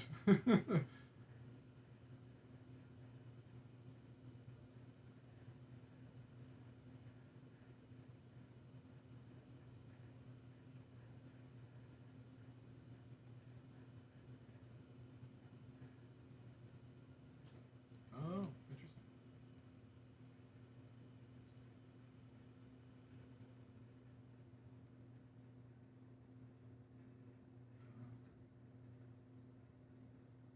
Yeah, interesting. So you had to learn that the hard way by like if you didn't include it, then you couldn't even see this at all. Oh.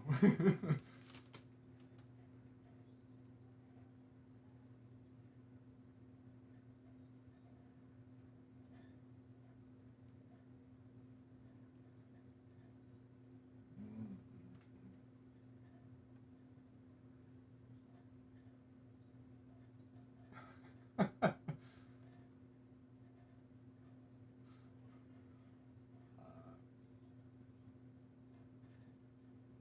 Oh my god. Literally every little individual permission. Wow.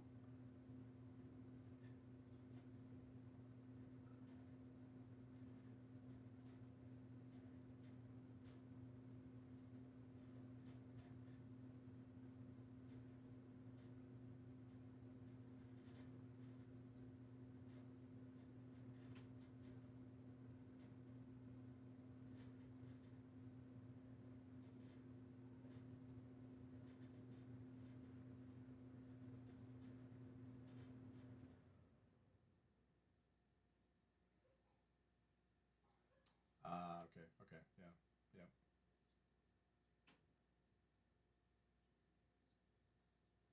right.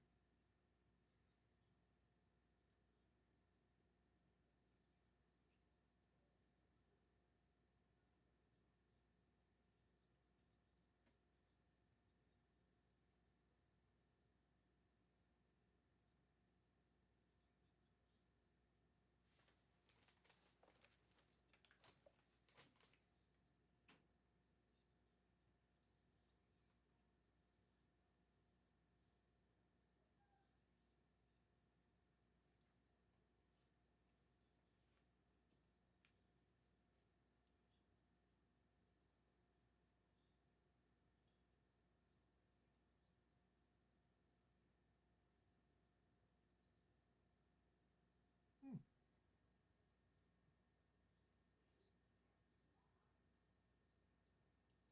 Right.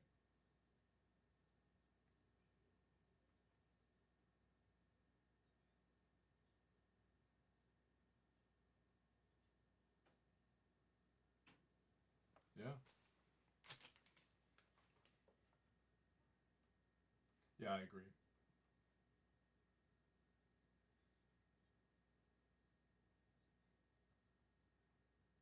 Yeah, because Argo CD, like, I mean, you're right. Like it touches so many pieces of all of it, right?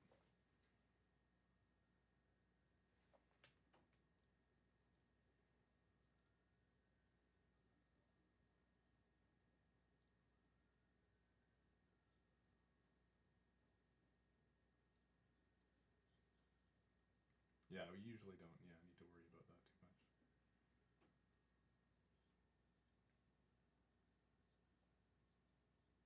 Hmm.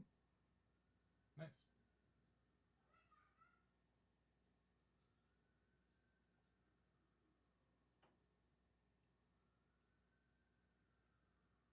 Yeah, that has to like make sure it deletes all the different pieces as well, right?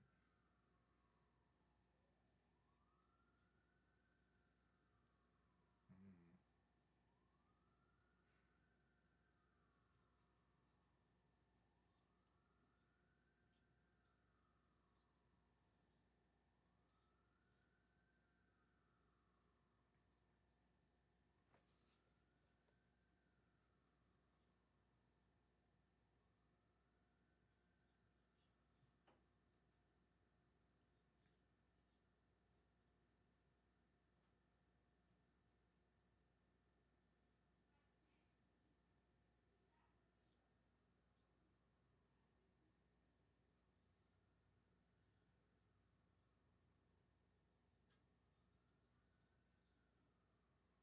Well, at least I mean you got it. You got all this stuff going right now. So at least I mean it looks like we're getting pretty close, right?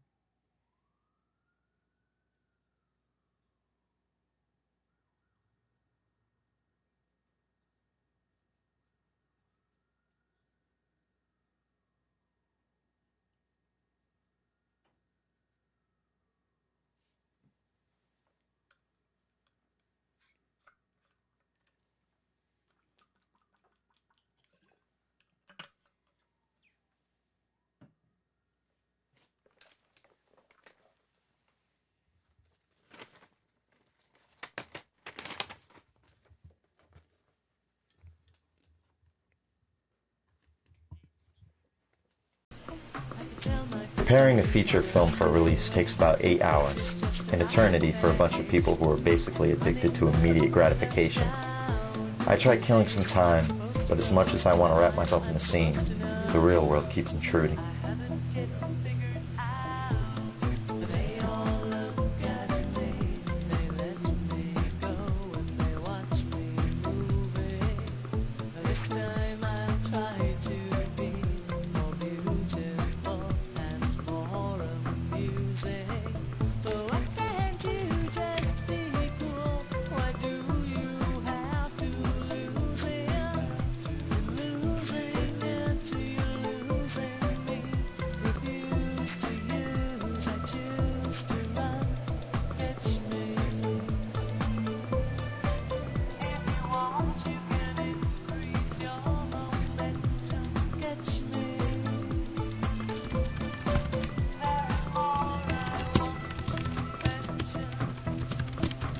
My friends, but I think I'll find another way to catch myself another day in the roadblocks that I have found. So I have to gather up my mind. Bits and pieces not to find. If it moves, it will come around, chasing down the barrel, heavy pouring, no coincidence, propelling my body forward.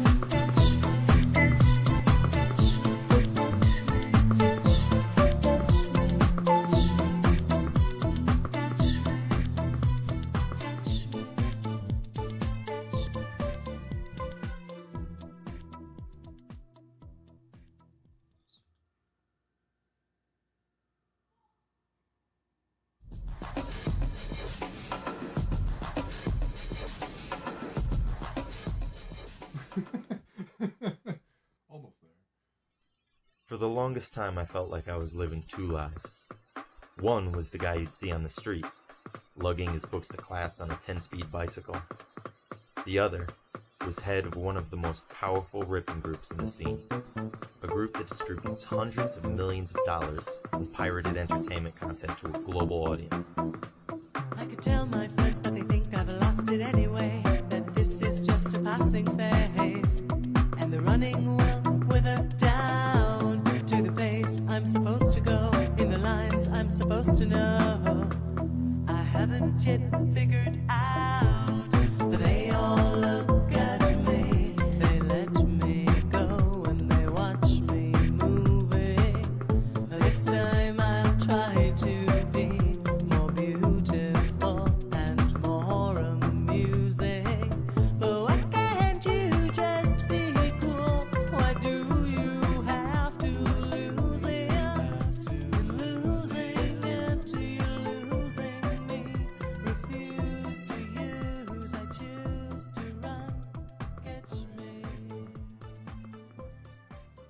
I used to believe that I could keep these two lives separate, that I could erect a barrier between them that would protect one from the other. Now I know that that idea was a fallacy. Each of us has only one destiny.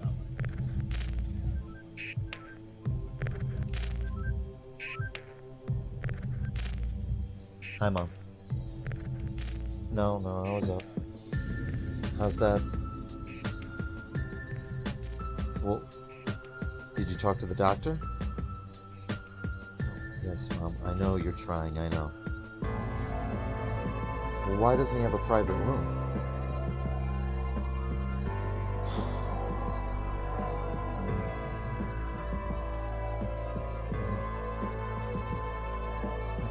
Well, did you call Uncle George? Yes, Mom, I know he is a chiropractor, but he... Hold on. He understands the health plans. He knows the doctors there.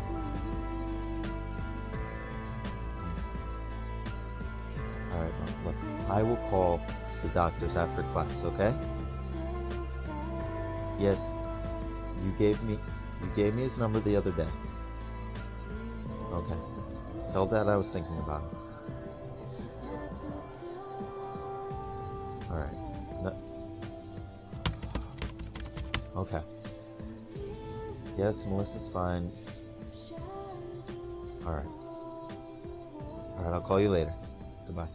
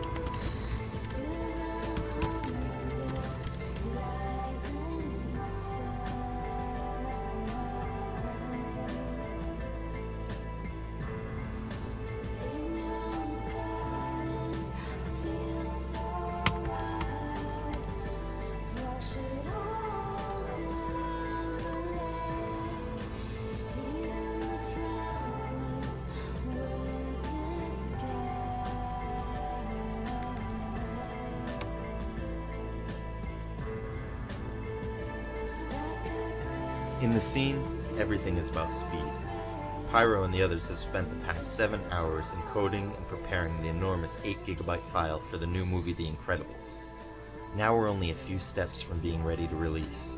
Normally, I'm the one who's pushing everyone to move faster, but not this one. Today, I have other priorities.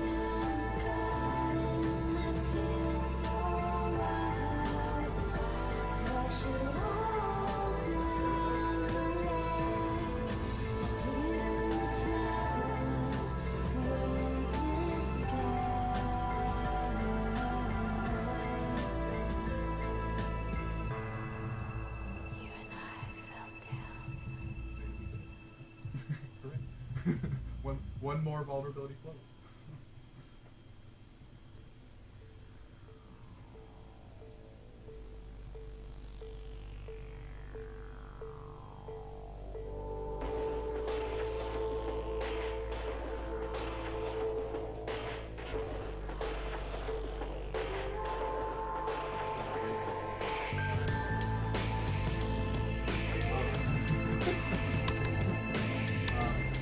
I don't have an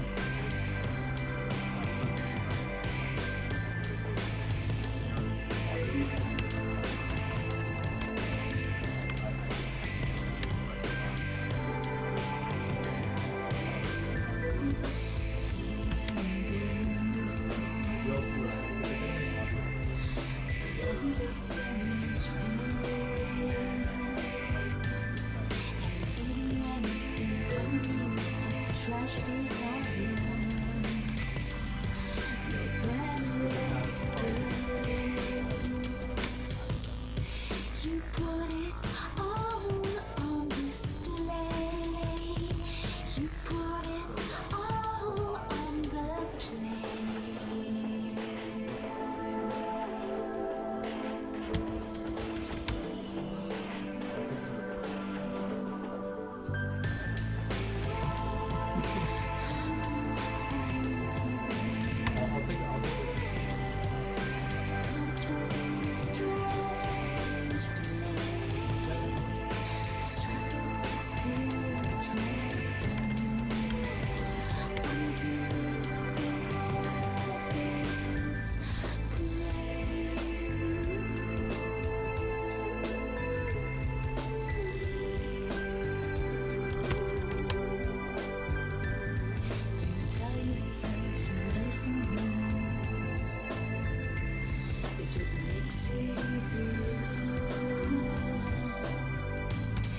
You feel that the truth can sometimes be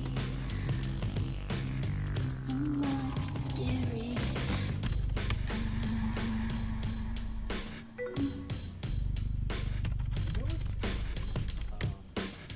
is that so we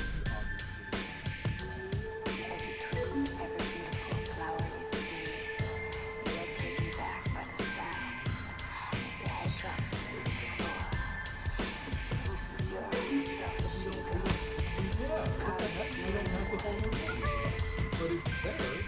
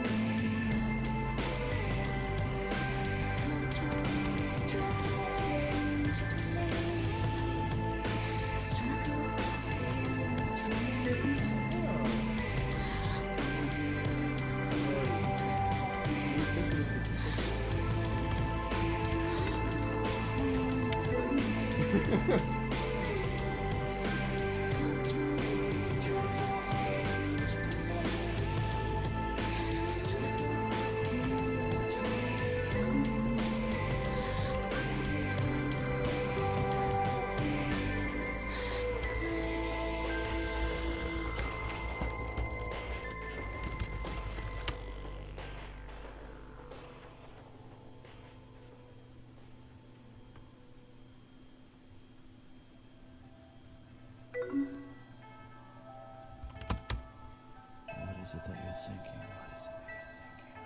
Is it the way you're gonna explode into this world and be the envy of all that is, well, you know.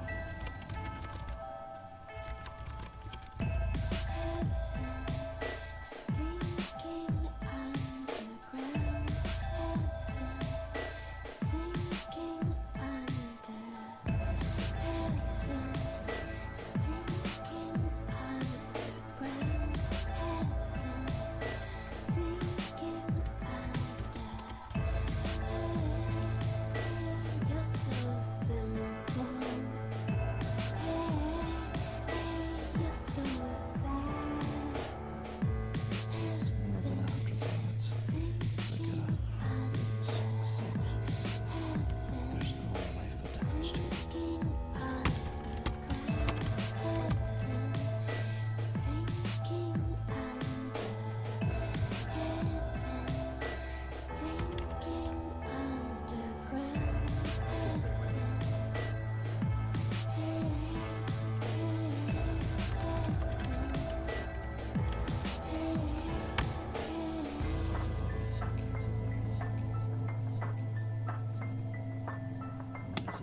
thinking? Is it the way you're gonna explode into this world and be the envy of all that is, well, meaning?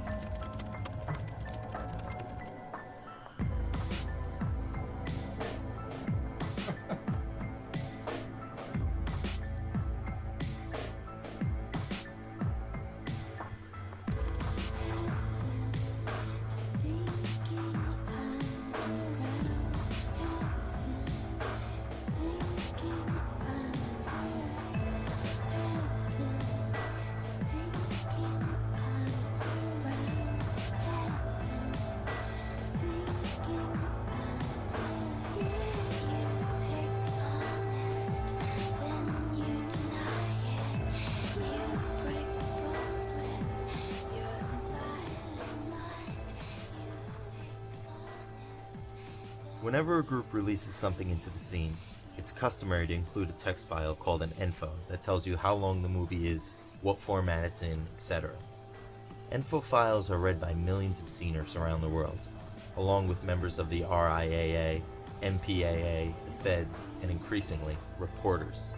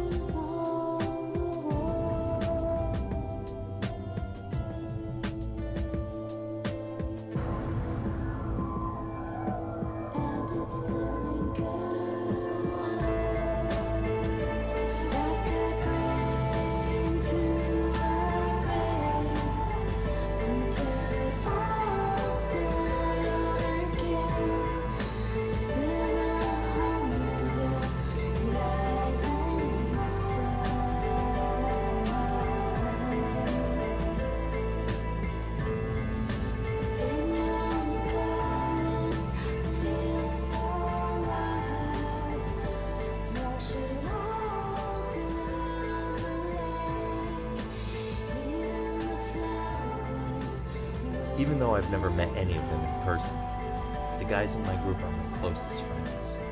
We literally trust each other with our lives.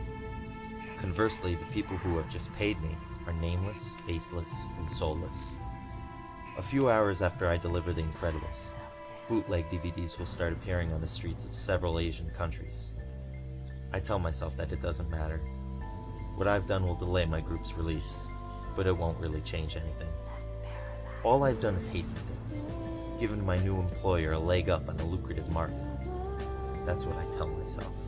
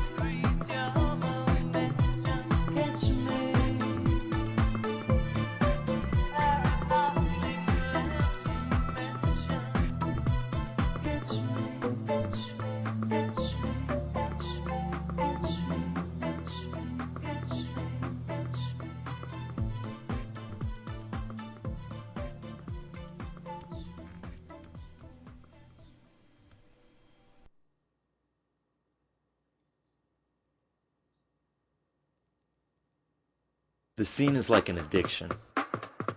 Once you see it, once you've been a part of it, it's hard to leave without wanting to come back for more. There are dangers, of course, but I'd be lying if I said that wasn't part of the attraction. Besides, like any other kind of addict, I always felt like I had the whole thing under control. I could tell my friends, but they think I've lost it anyway. That this is just a passing phase, and the running will wither down to the place I'm supposed to go, in the lines I'm supposed to know. I haven't yet figured out. They all look at me, they let me go, and they watch me moving. This time I'll try to be more beautiful and more amusing. The new Exorcist movie was supposed to be like any other release. It wasn't the biggest movie of the year, but it was a nice get, and we were excited to put it out. Everything was working as usual. And then...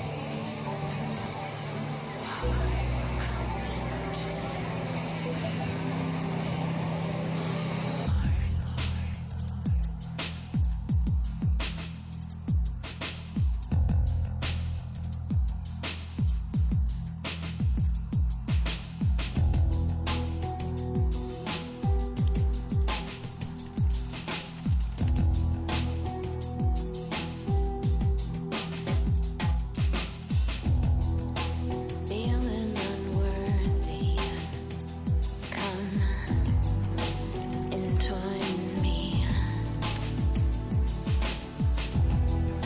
I need some security, but I don't believe in me. I'm in such a state of mind here that I don't even know why I came here. And I'm losing all connections with the world. I feel neglected.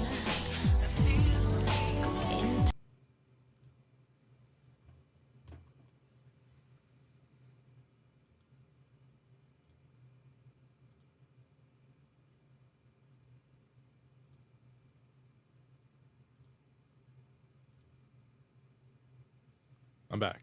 Okay. I was co-working. Let me just get everything set up here again. Back to what it was. Oop, I don't know what the heck happened with my microphone now that it wants to just tip over. Why did that change? What happened, microphone? Why do you want to tip over now? That's weird. You weren't doing that before. Why are you doing that now? How am I... This is very awkward. My microphone just wants to tip forwards now towards me, and it wasn't doing this. It was literally not doing this before, and now I don't know why it is. I'm not even sure what to do about it. How do I... this is so awkward. I just have to, like, hold it. This is so weird. What happened, man? Why are you... Arg. Nope. Hold on, let me see if I can bring this in a little bit. Or maybe do this. Does that help? Does that help me at all? No, I feel like I'm an idiot. No, it's still gonna... Okay, weird. Weird. Okay. Yeah, heart pounding. This is... I mean, it's interesting, right? Because it's just... Like, it's a guy parked in front of a computer doing... Like, he's typing into IRC, and yet, you know, it's enough to warrant, like, it's a narrative. It's got a narrative, you know what's going on, right? They just, they're starting to realize that maybe the team cohesion isn't all there, or not everybody's on the same page, and perhaps they aren't, not everybody's trying to get them to be the top release group, and nobody really knows that Drosin might be bought out yet.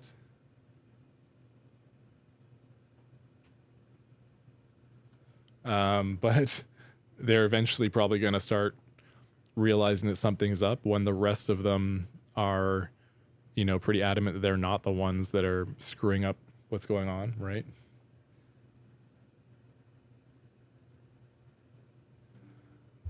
So we'll see where this plays out. But essentially, right now, I mean, it's exciting, right? The fact, even if it's just IRC, this is just chat. This is just internet relay chat, and sometimes you get the AOL Instant Messenger. Sometimes it would show what he was like uploading files that one time, right? So you got to see the FTP program, but like this is all you needed for drama, because as soon as you have people, you can add some drama on top, right? So like, even though this is dramatized for Hollywood, the drama is real. There's this kind of stuff was happening in groups all the time. Like this is real. It was actually going down this way.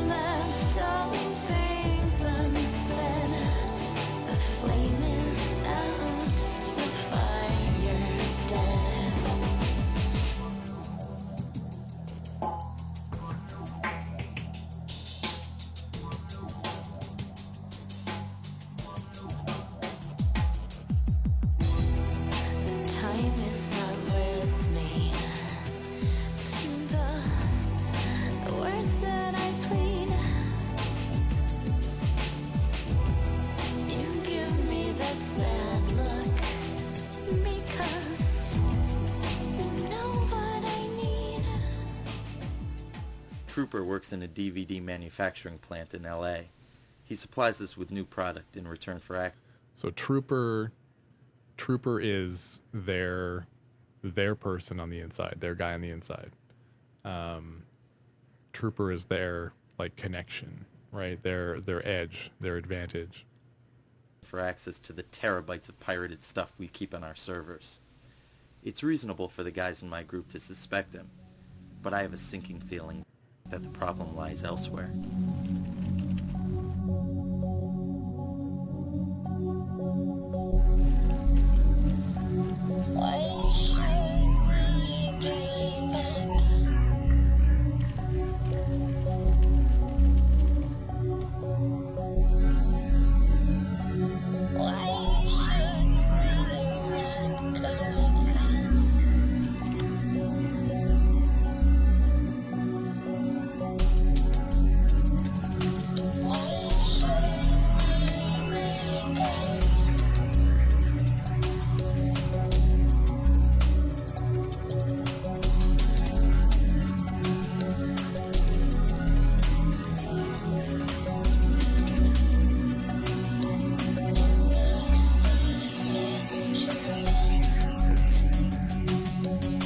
Microphone's trying to kill me again.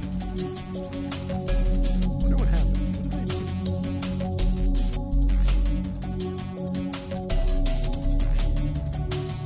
That help? Aha! Haha! I found the hack.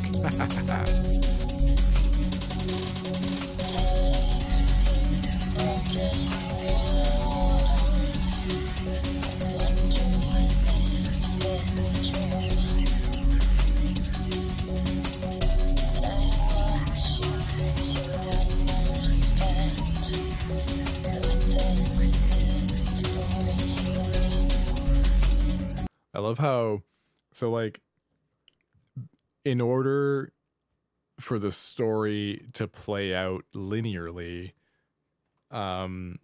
you have to like put some storylines on hold while others progress, right? Like it's like, in order for this to play out like a movie instead of just kind of just kind of asynchronously like it would normally, you have to do this thing where even though he's talking in both these chats, he's telling this one person to hang on. But the reality is, like, most of the time now, you're like, chat, chat, chat, chat, chat, chat, chat, chat, chat.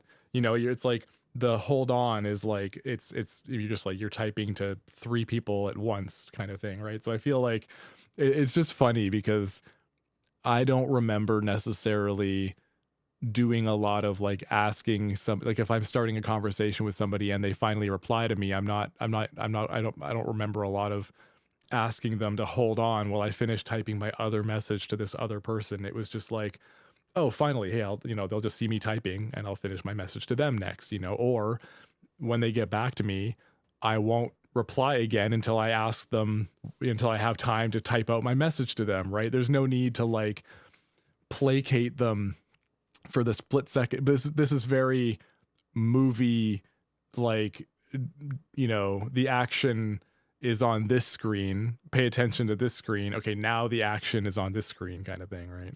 I just find it interesting they do that, because while they're doing that, you'll see stuff like when he switches to having the conversation, with his contact in AOL Instant Messenger, or in ICQ, I guess that is actually, you'll still see the IRC conversation below continuing asynchronously. So that part is very like normal, but the like wait a second stuff felt very forced. It's always felt very forced in this series. Like synchronous conversation is so, it was just so like, it felt like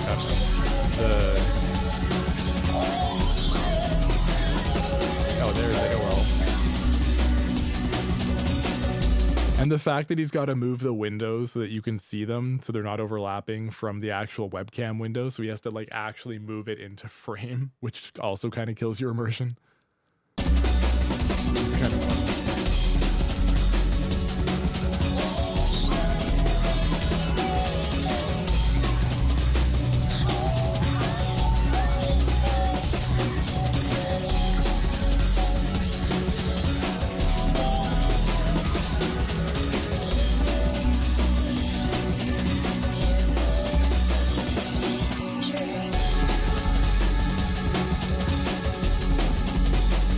So his contact is a counterfeit group that produces, like, they burn DVDs of the movie that you buy at like a night market kind of thing, right?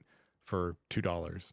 And obviously that specific group benefits from things being a specific way, right? Obviously you don't, like, if the movie's on the internet and it's easy to get on the internet, that makes the bootleg copy that you buy less cool, and like, you're usually going for the bootleg because you want a physical copy before other folks get their copy. But if folks online can just download it, again, there are these kind of conflicting interests at play here. So, his specific contact also doesn't benefit from other groups releasing the movie first, because they want to be first movers on the street. And Brian wants to be first movers. His group wants to be first movers on the web.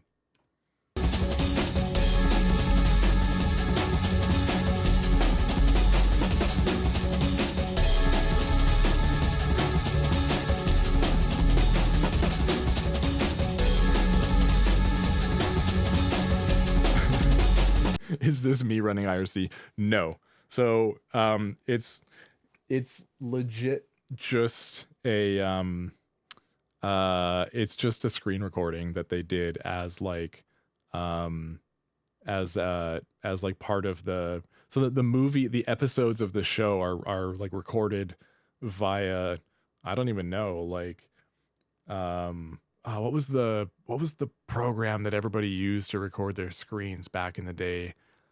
Was it like Camtasia or Hypercam or one? It was probably one of those things. And yeah, that's how it was recorded, where it's like legit, these are the actual ones.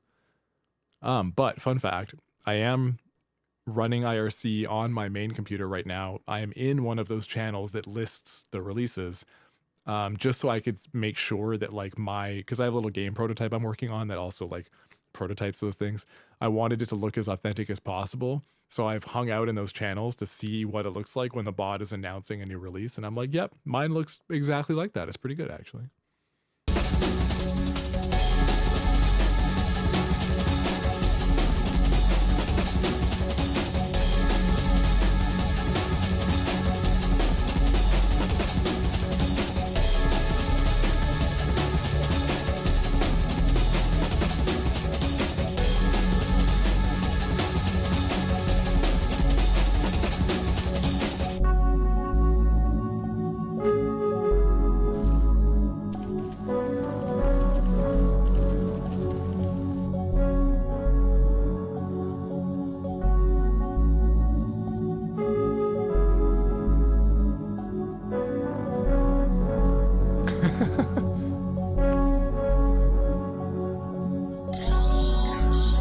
So keep in mind what's happening here, right? In his ICQ window, he is having a difficult conversation with his Chinese contact regarding a leak somewhere along the line, who is, undercutting both of them potentially, right? He doesn't know, but that's kind of what he's proposing. And his Chinese contact does not like that tone that he's taking. He's also talking to I think she's his girlfriend, I guess. And she's letting him know that, like, she's home alone. The distraction of the hacker is like the fairer sex. Oh no.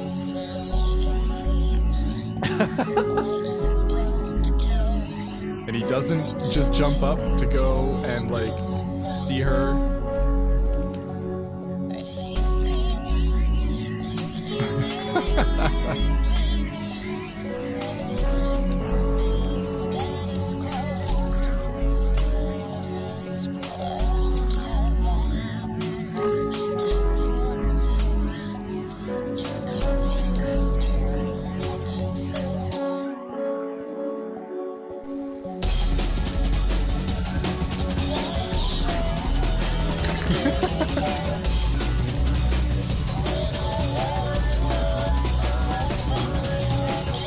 Again, it's more important for him to work out his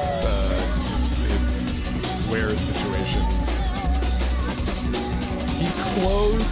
He closed the chat window with his girlfriend. He just closed it. We just watched him close it, and she was saying more stuff about how she was home alone. Bro, what are you doing? Go see your girlfriend.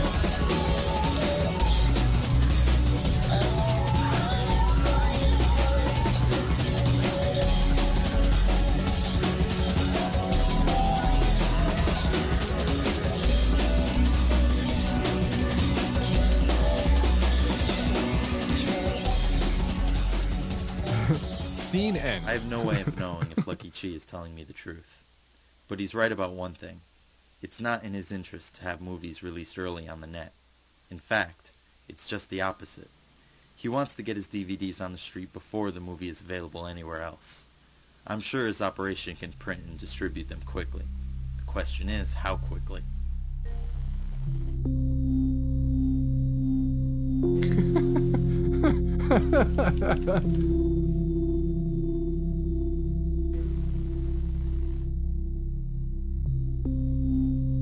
I don't remember how this one wraps up. Does he go see her?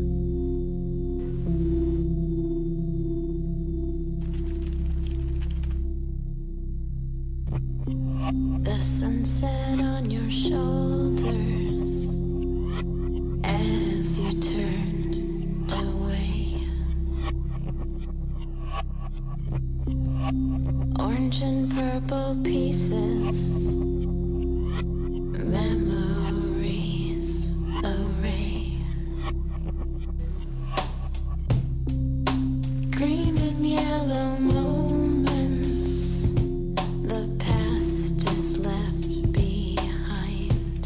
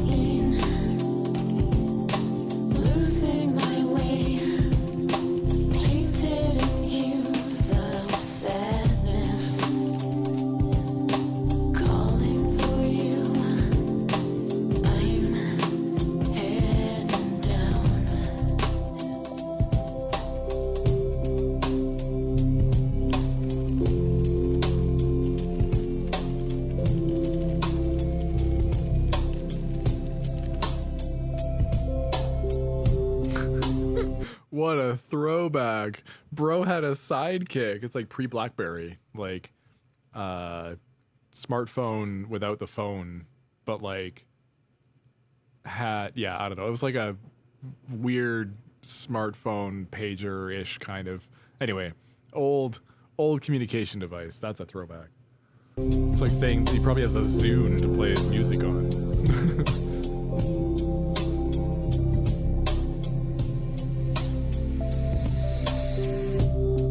The clouds intoxicate. Yeah, so he's got a cell phone and his sidekick, right? Extinguishing the light.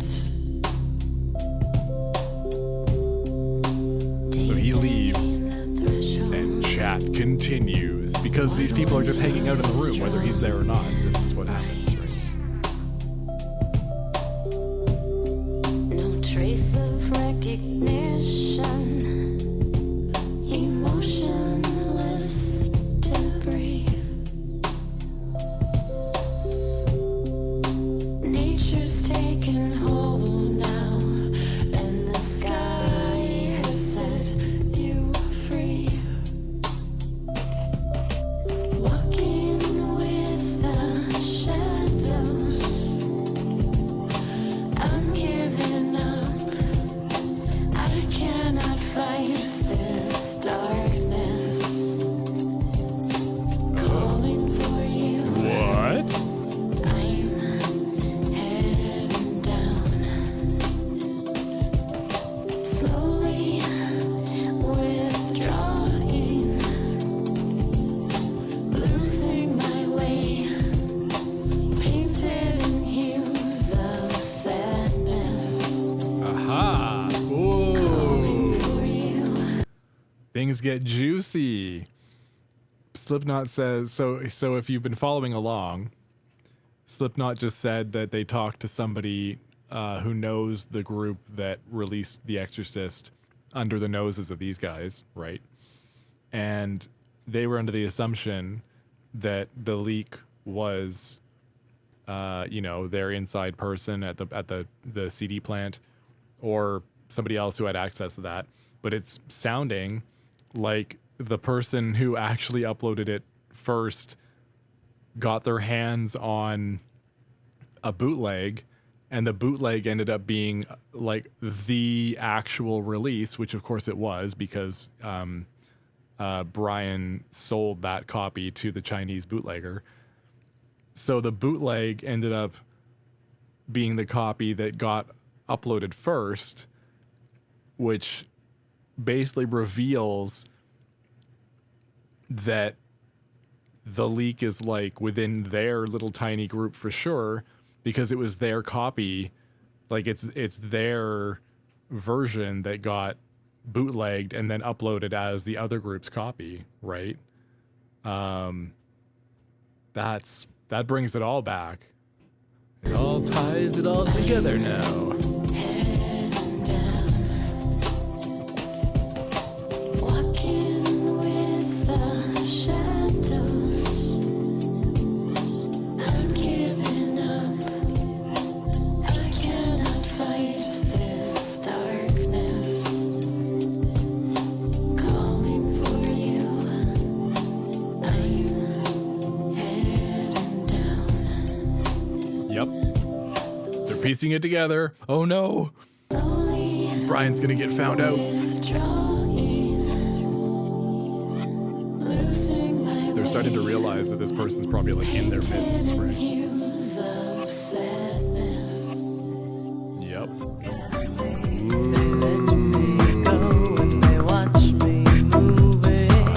We can't stop now, right? We have to keep going. I think we have to keep going. I think we just have to plow through the next episode. Like, we have to, right? Why do you have to lose it?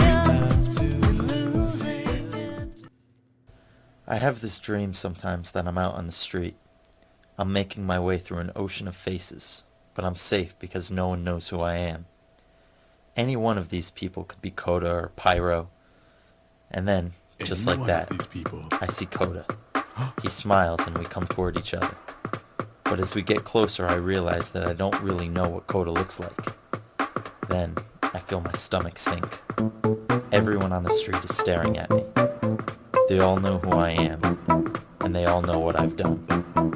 I could tell my friends, but they think I've lost it anyway. That this is just a passing phase, and the running will wither down to the pace I'm supposed to go, in the lines I'm supposed to know.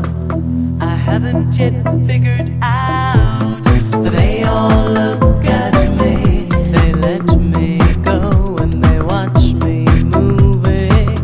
This time I'll try to be more beautiful and more amusing.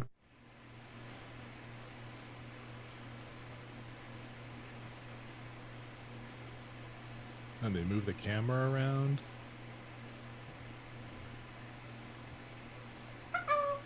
Oop. The good old ICQ. Uh-oh. Man, I haven't heard that in years. Years. Morning. Hey, Oh, it's the girlfriend.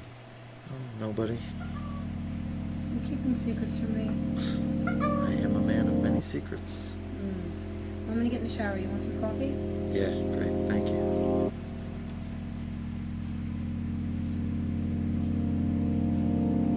A little bit of fan service there for the nerds. Oh, man, when ICQ goes off like that, it's for sure. The uh-ohs start to get to you.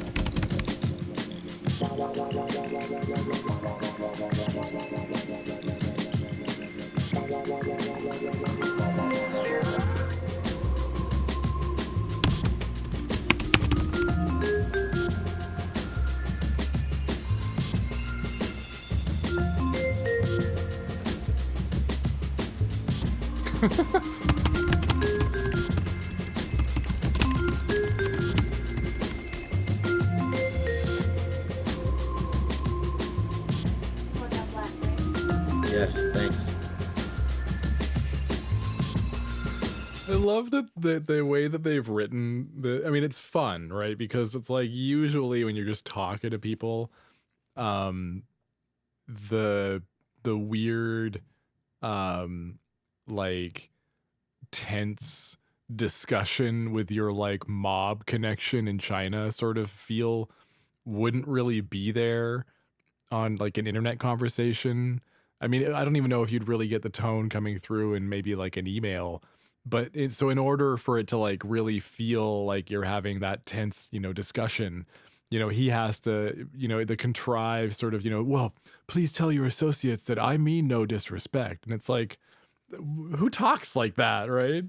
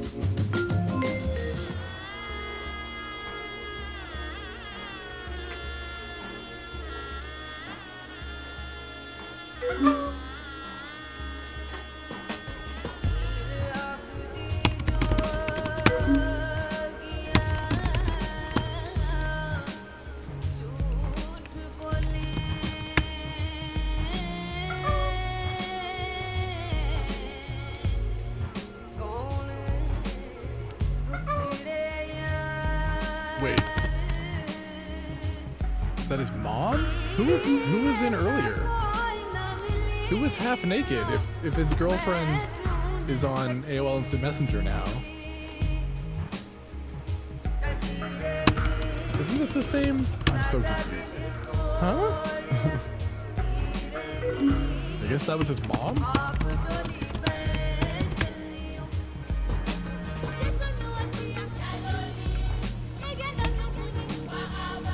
What's up, Teflon? I like how everybody has typical, like, hacker names from back then. It would just be like, you know, some sort of mix of like your own name or like, you know, a word like Teflon, you know, non-stick, nothing sticks to me.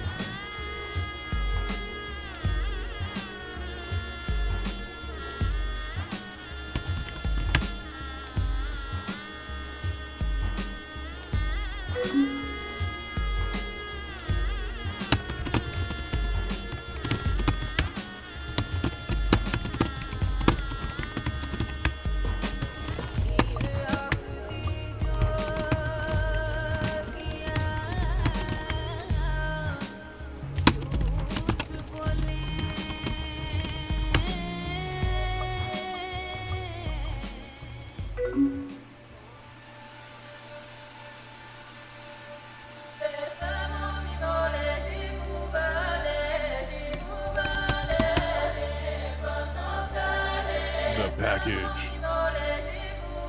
Wait, what's... Oh, the Phantom of the Opera. I was like, what package?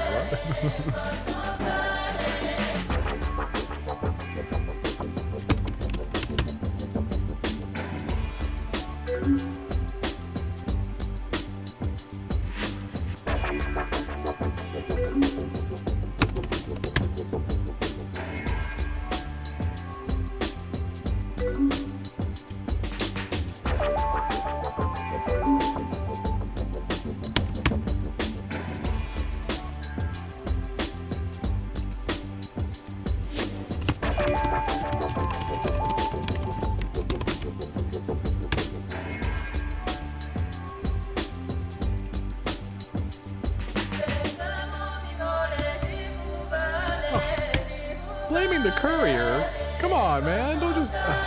always the courier's fault.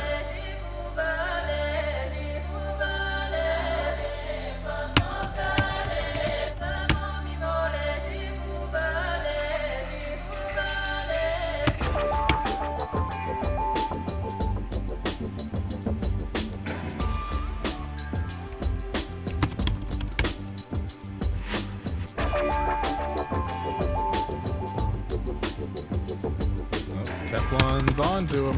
Teflon knows what's going on.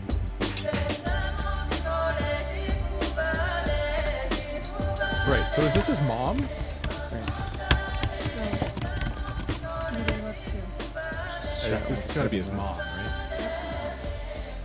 Like I said, it's a friend. So, are you still coming over tonight? I don't know. I have my physics test tomorrow. And I'll try though. Seriously, I really want to see you. Okay. Or not? Well,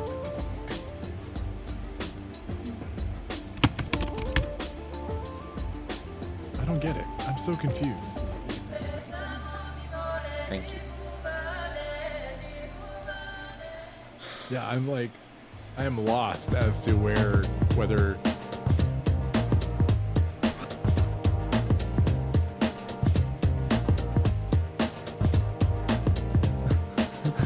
I'm so confused. Get up in the morning, I'm gone. Do like Buddy Brown. I'm gonna lay back down.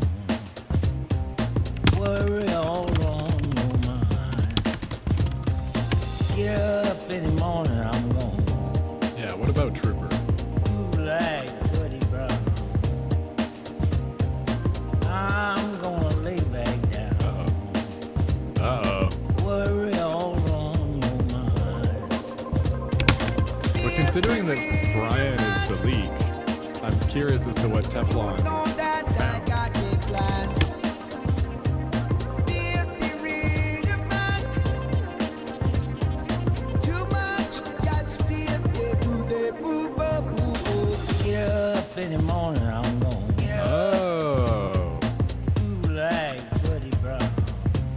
Interesting. I'm gonna lay back. So Trooper. Worry all wrong. Oh, here we go. Teflon knows. Uh-oh. Oh, no. Get up in the morning, I'm gonna get up. You like Here we go. Start unraveling all of it. I'm gonna lay back down. Worry all wrong. FedExed it to you for morning delivery, and you didn't tell the group until 11 p.m. that like at least 12 hours of sitting on the release in order for him to sell it to the Chinese bootlegger. That happened. We know that happened.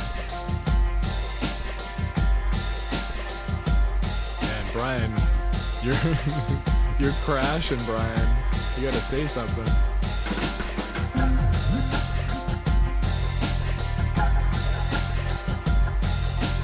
Oh, you're dying out there.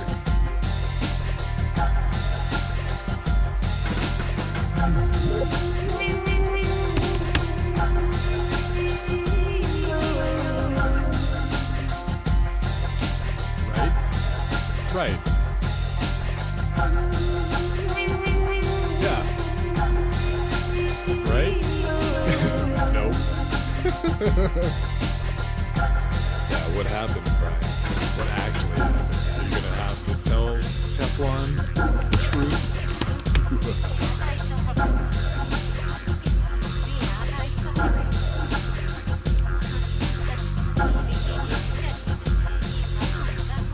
Oh shit. Bro, it's it's blowing up. Oh my god. All right, so Teflon knows what's up. He knows that somehow Brian is the leak, and he wants a cut in order not to squeal to the rest of the group. Holy crap. Bro, that is a development. That is yikes.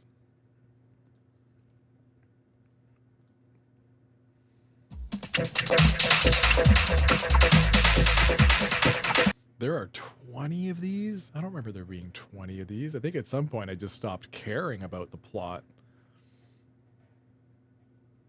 Man, we are definitely not watching 20 of these. Oh, I see. I've only watched up to like 8 recently. Okay, that's fine.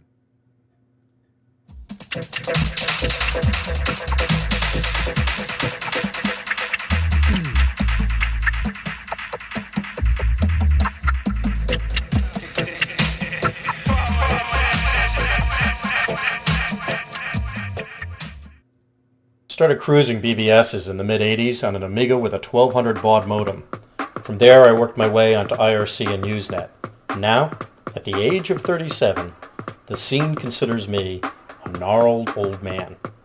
But all my supposed experience and wisdom didn't prepare me for what I was about to go through. Truth be told, I never even saw it coming.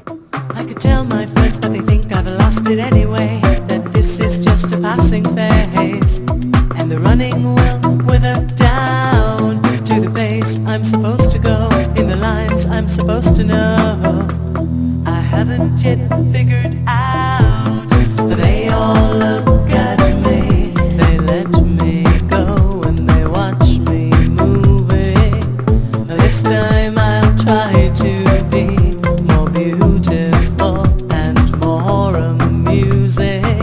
But why can't you just be cool? Why do you have to lose it?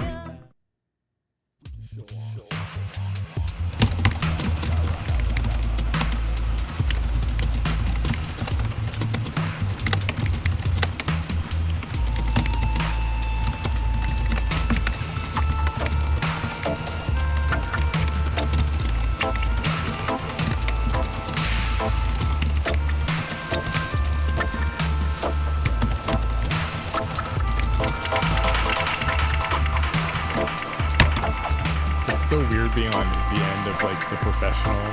Like this guy is part of the scene, but he's just like a random like business dude.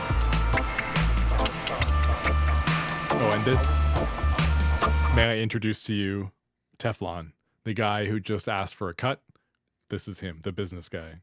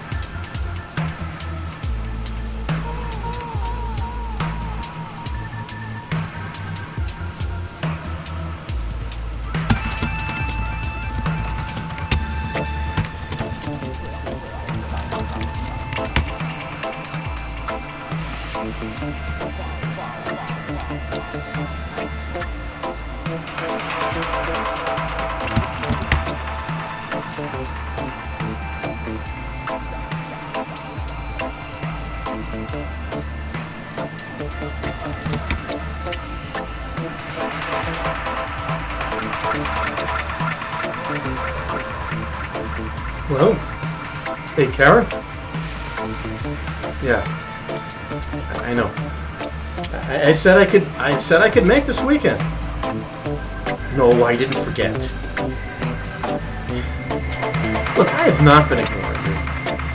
Things are just, well, they've gotten complicated. No, actually, I would not like to elaborate. I don't care what the agreement says. I can't make it. Yes. I know what it. I know what this means to Jimmy. Look, just tell him. Never mind. Look, I'll tell him tomorrow night. I'll explain. Yeah.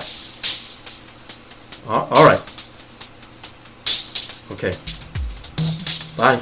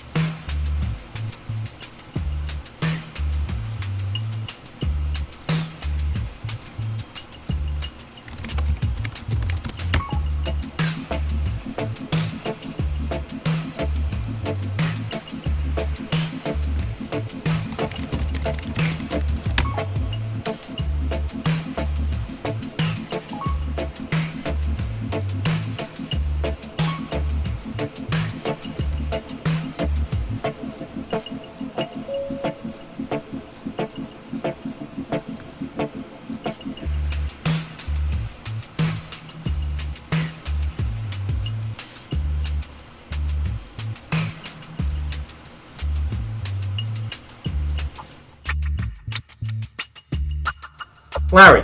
Hi, it's Ed. It's a little after 7. Sorry to call so late, but I just got another note from our friends. Look, I have to go to see them again tomorrow morning. Yeah, well, I just want to let you know. Listen, all I'm trying to say is there anything we can do about this? I mean, I could lose my job. Anyway, look, if you think of anything, call me, all right? I mean, just anything at all. Just give me a call. Thank you. Bye.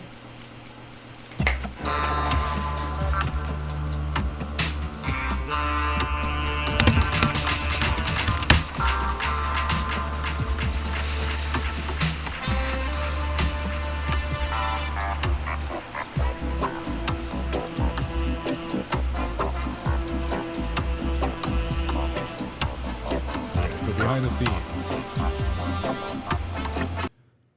Behind the scenes, I'm just grabbing a copy of my little game prototype that I've been working on, just so I can kind of show you guys the mock IRC that I've got and the mock like FTP client and stuff like that, because I'm proud of that stuff. I think it's kind of cool.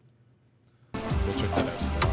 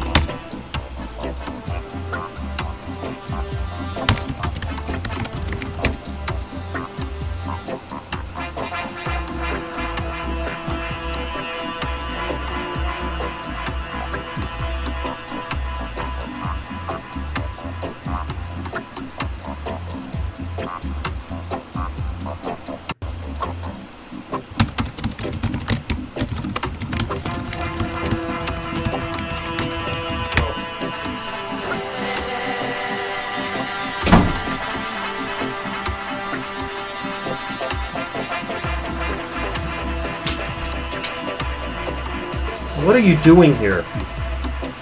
Oh, I was just in the neighborhood. I thought we were supposed to meet in the morning. We are. I just wanted to pop up, see how things are going. So, this is the famous Joseph, huh? Yeah, that's him, all right. All right. Good work. Good boy. I could tell my friends, but they think I've lost it anyway. That this is just a passing phase, and the running will with. So, I think that means Teflon's actually connected to the feds. Like he's an informant, or at least he's under the thumb of the feds, because that guy definitely came across as a fed. Yeah, that's this. It's getting so complicated. There's so much going on now. Okay, I wanted to quickly show off. I'm gonna flip scenes. One sec. Uno. Go to this screen. Okay, and then we'll do one of these. And we'll flip to the old Godot.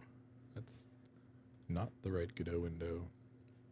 It's also not the right Godot window. Why is it not showing either of my Godot windows? Oh, wait, what? Where did my other one go?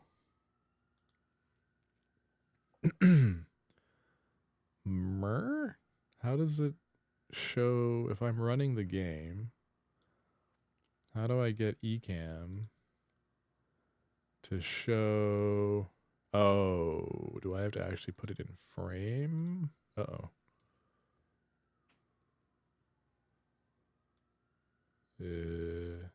Wait. Aha. Like, huh? No, that's not right.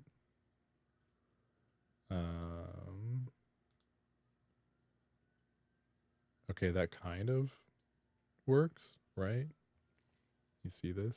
Let's see if I make this bigger.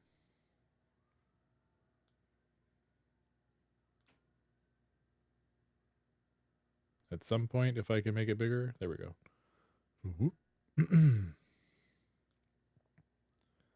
Okay, and then I have, okay, so my little game prototype, the idea obviously is that you would see the release pop up via the bot, the IRC bot, and you would then be tasked with moving it from the top site to the destination, and you would get like points or something for doing that. I don't know exactly how all that kind of stuff's going to work right now, but that would be kind of the idea. And then there would be stuff in the background running, like obviously, the file might appear in the destination before you're done because somebody else has uploaded it, at which point you lose out on the opportunity, so you lose your points, if you're uploading this one. And I think maybe I'll do something about like file sizes so that like if it's a bigger one and you take longer, you have to like there's more reward because it's a bigger file, but you might like the fact that it takes you longer to upload with a slower modem means that there might be a chance of you like of somebody else beating you essentially to the punch, right? So on here, on our little IRC channel that I created, this is all done in Godot. This is all fake. It's all just fake, but it's done in Godot. So we have our IRC channel. We have the bot that's releasing all these movies and TV shows that were on, maybe at the time or popular at the time. I have the random movies that I like that are in here. So for instance, like The Godfather, there was a version of The Godfather that released. So the other thing to keep in mind is that because of the piracy, the Warez scene and that kind of stuff, when movies are being like re-released, or if there's a different version that comes out for some reason, that is prime material for these folks to jump on and get another, title essentially under their belts. They rip that copy, they upload that copy, and that copy goes up as well. That process is just continuous. It'll be pirated in the sense of like it'll be ripped, encoded, and distributed to a bunch of these different sites. So the one thing, as you can see, is that it doesn't have proper duplicate checking at the moment. So for instance, The Godfather there was released by 2 different groups with the same format, DVD X264. So Fairlights would have actually been nuked for duplicating that format of that movie when the existing version by Shock, which is the first one we see at the top there, was accepted just fine. So I haven't added nuking or anything yet. I haven't added that stuff, but we're getting there. I'm just proud of my little gizmo that makes it feel like you're kind of actually in one of these channels, actually watching this content, get released. Because part of the draw for some was just the community in general, just being in community with the people that are that are releasing or that are part of this. And doesn't really matter what else you have in common. You might see a new movie in here that you like and go, oh, this dropped. And other people might have a conversation about it or something, right? But yeah, good part of it was just like hanging out and watching the new movies drop with these random strangers on the internet that you may or may not have had conversations with in the past. So I'm pretty proud of my little Godot prototype. It's taken a little bit to get it to that point, but some things I'm specifically proud of. What happened here? Okay, so that's interesting. The scrolling obviously has to be fixed because this doesn't scroll properly right now, or something weird is going on there. So that's good to know. I don't know what's up there. So some like cool things about this. The font. This is the same font that is actually used in the MIRC client on Windows. So it's like this font is very special, and like you basically can't, like, at least in my mind, I can't get away from this font for IRC. Like, this is the font. And it just tricks my brain into thinking that this is like an MIRC client and that I'm in IRC again. It just kind of works. So pretty happy with how that turned out. Pretty happy with the formatting. I did a bunch of stuff in the background so that the chat messages are all standardized. The method of sending a chat message is all standardized.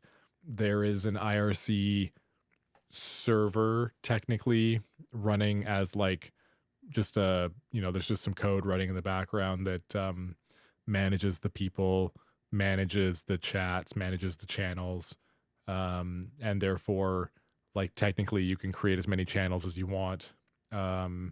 You can generate a bunch of people to join your channel. It manages the users as like an individual person with like an identity attached to them who can chat.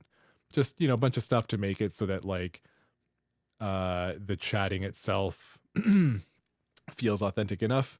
But I didn't want to add too much because like there's no need for it to be like an actual IRC client or anything, because it's just a little thing where that's mostly where you're getting your information and some of the storyline from, but not much else. So, but yeah, so that's that. Just wanted to show that off because it's been kind of fun to play with that, and it is somewhat immersive, I guess. At least for me, it is. It's been neat to just kind of like sit around in there, right? So it's kind of cool. So that's that. I'm gonna close off Godot here, and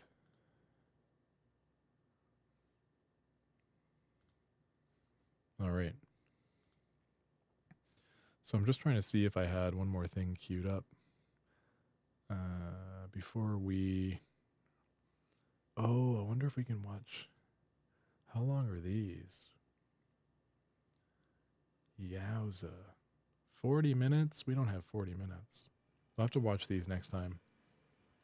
But we also want to finish up Welcome to the Scene. Oh, man, that's tough. Okay. Well, I'm going to wrap up because I'm tired. I really appreciate you guys being here and sitting through Welcome to the Scene with me and sitting through a lengthy and very discombobulated attempt at explaining the various Warez scenes from the like early 2000s era. Because it was complicated and messy and chaotic back then, so explaining it is kind of difficult. But it was fun to attempt to give you guys an idea of like groups released to top sites distribute to affiliate sites, and then P2P and torrents and stuff came around, and that made a bit of a pyramid at the bottom. Instead of just a straight line down to leechers, it became a bit of a spread, so that like a lot more folks got access to pirated music and movies and software. And so you had like the boom in the early 2000s of like, it was easier to pirate an MP3 than it was to actually like, get a digital copy of of a song that you wanted. So people were just downloading everything they wanted off Napster for a while. And it was just an interesting era that doesn't get documented that well, because it was so chaotic and because nobody cared at the time. Nobody thought to document what was happening at the time, right? But as we've seen in Welcome to the Scene, the drama, the interpersonal, things that were happening were just as real. and just as emotionally, messy as we're seeing here, as anything happening off the computer, right? I mean, those conversations, maybe not to the degree that we're seeing in Welcome to the Scene, but some of those messy conversations were happening in IRC channels. People were discussing this stuff, right? So it's just fascinating to dive back in and take a look at the lore and explore things. So anyway, we'll catch up again probably next week. I am currently still writing season 2 of Neutral Good. I've made progress over the weekend. I'm pretty proud of myself. I actually managed to do some writing, which I haven't for weeks. Just had a bit of a writing block there. So I got some stuff actually written out. It felt really good to be typing out actual words that like make progress. Like I felt like I was making progress. It didn't feel like I was writing filler. It felt like I was actually moving the story that I wanted to tell forward, and that felt really good. And I want to get back into that flow and use that momentum again going forward. So yeah, I will catch you guys again next week. Thanks for tuning in. Yeah, I don't know. Tell the folks you love that you love them.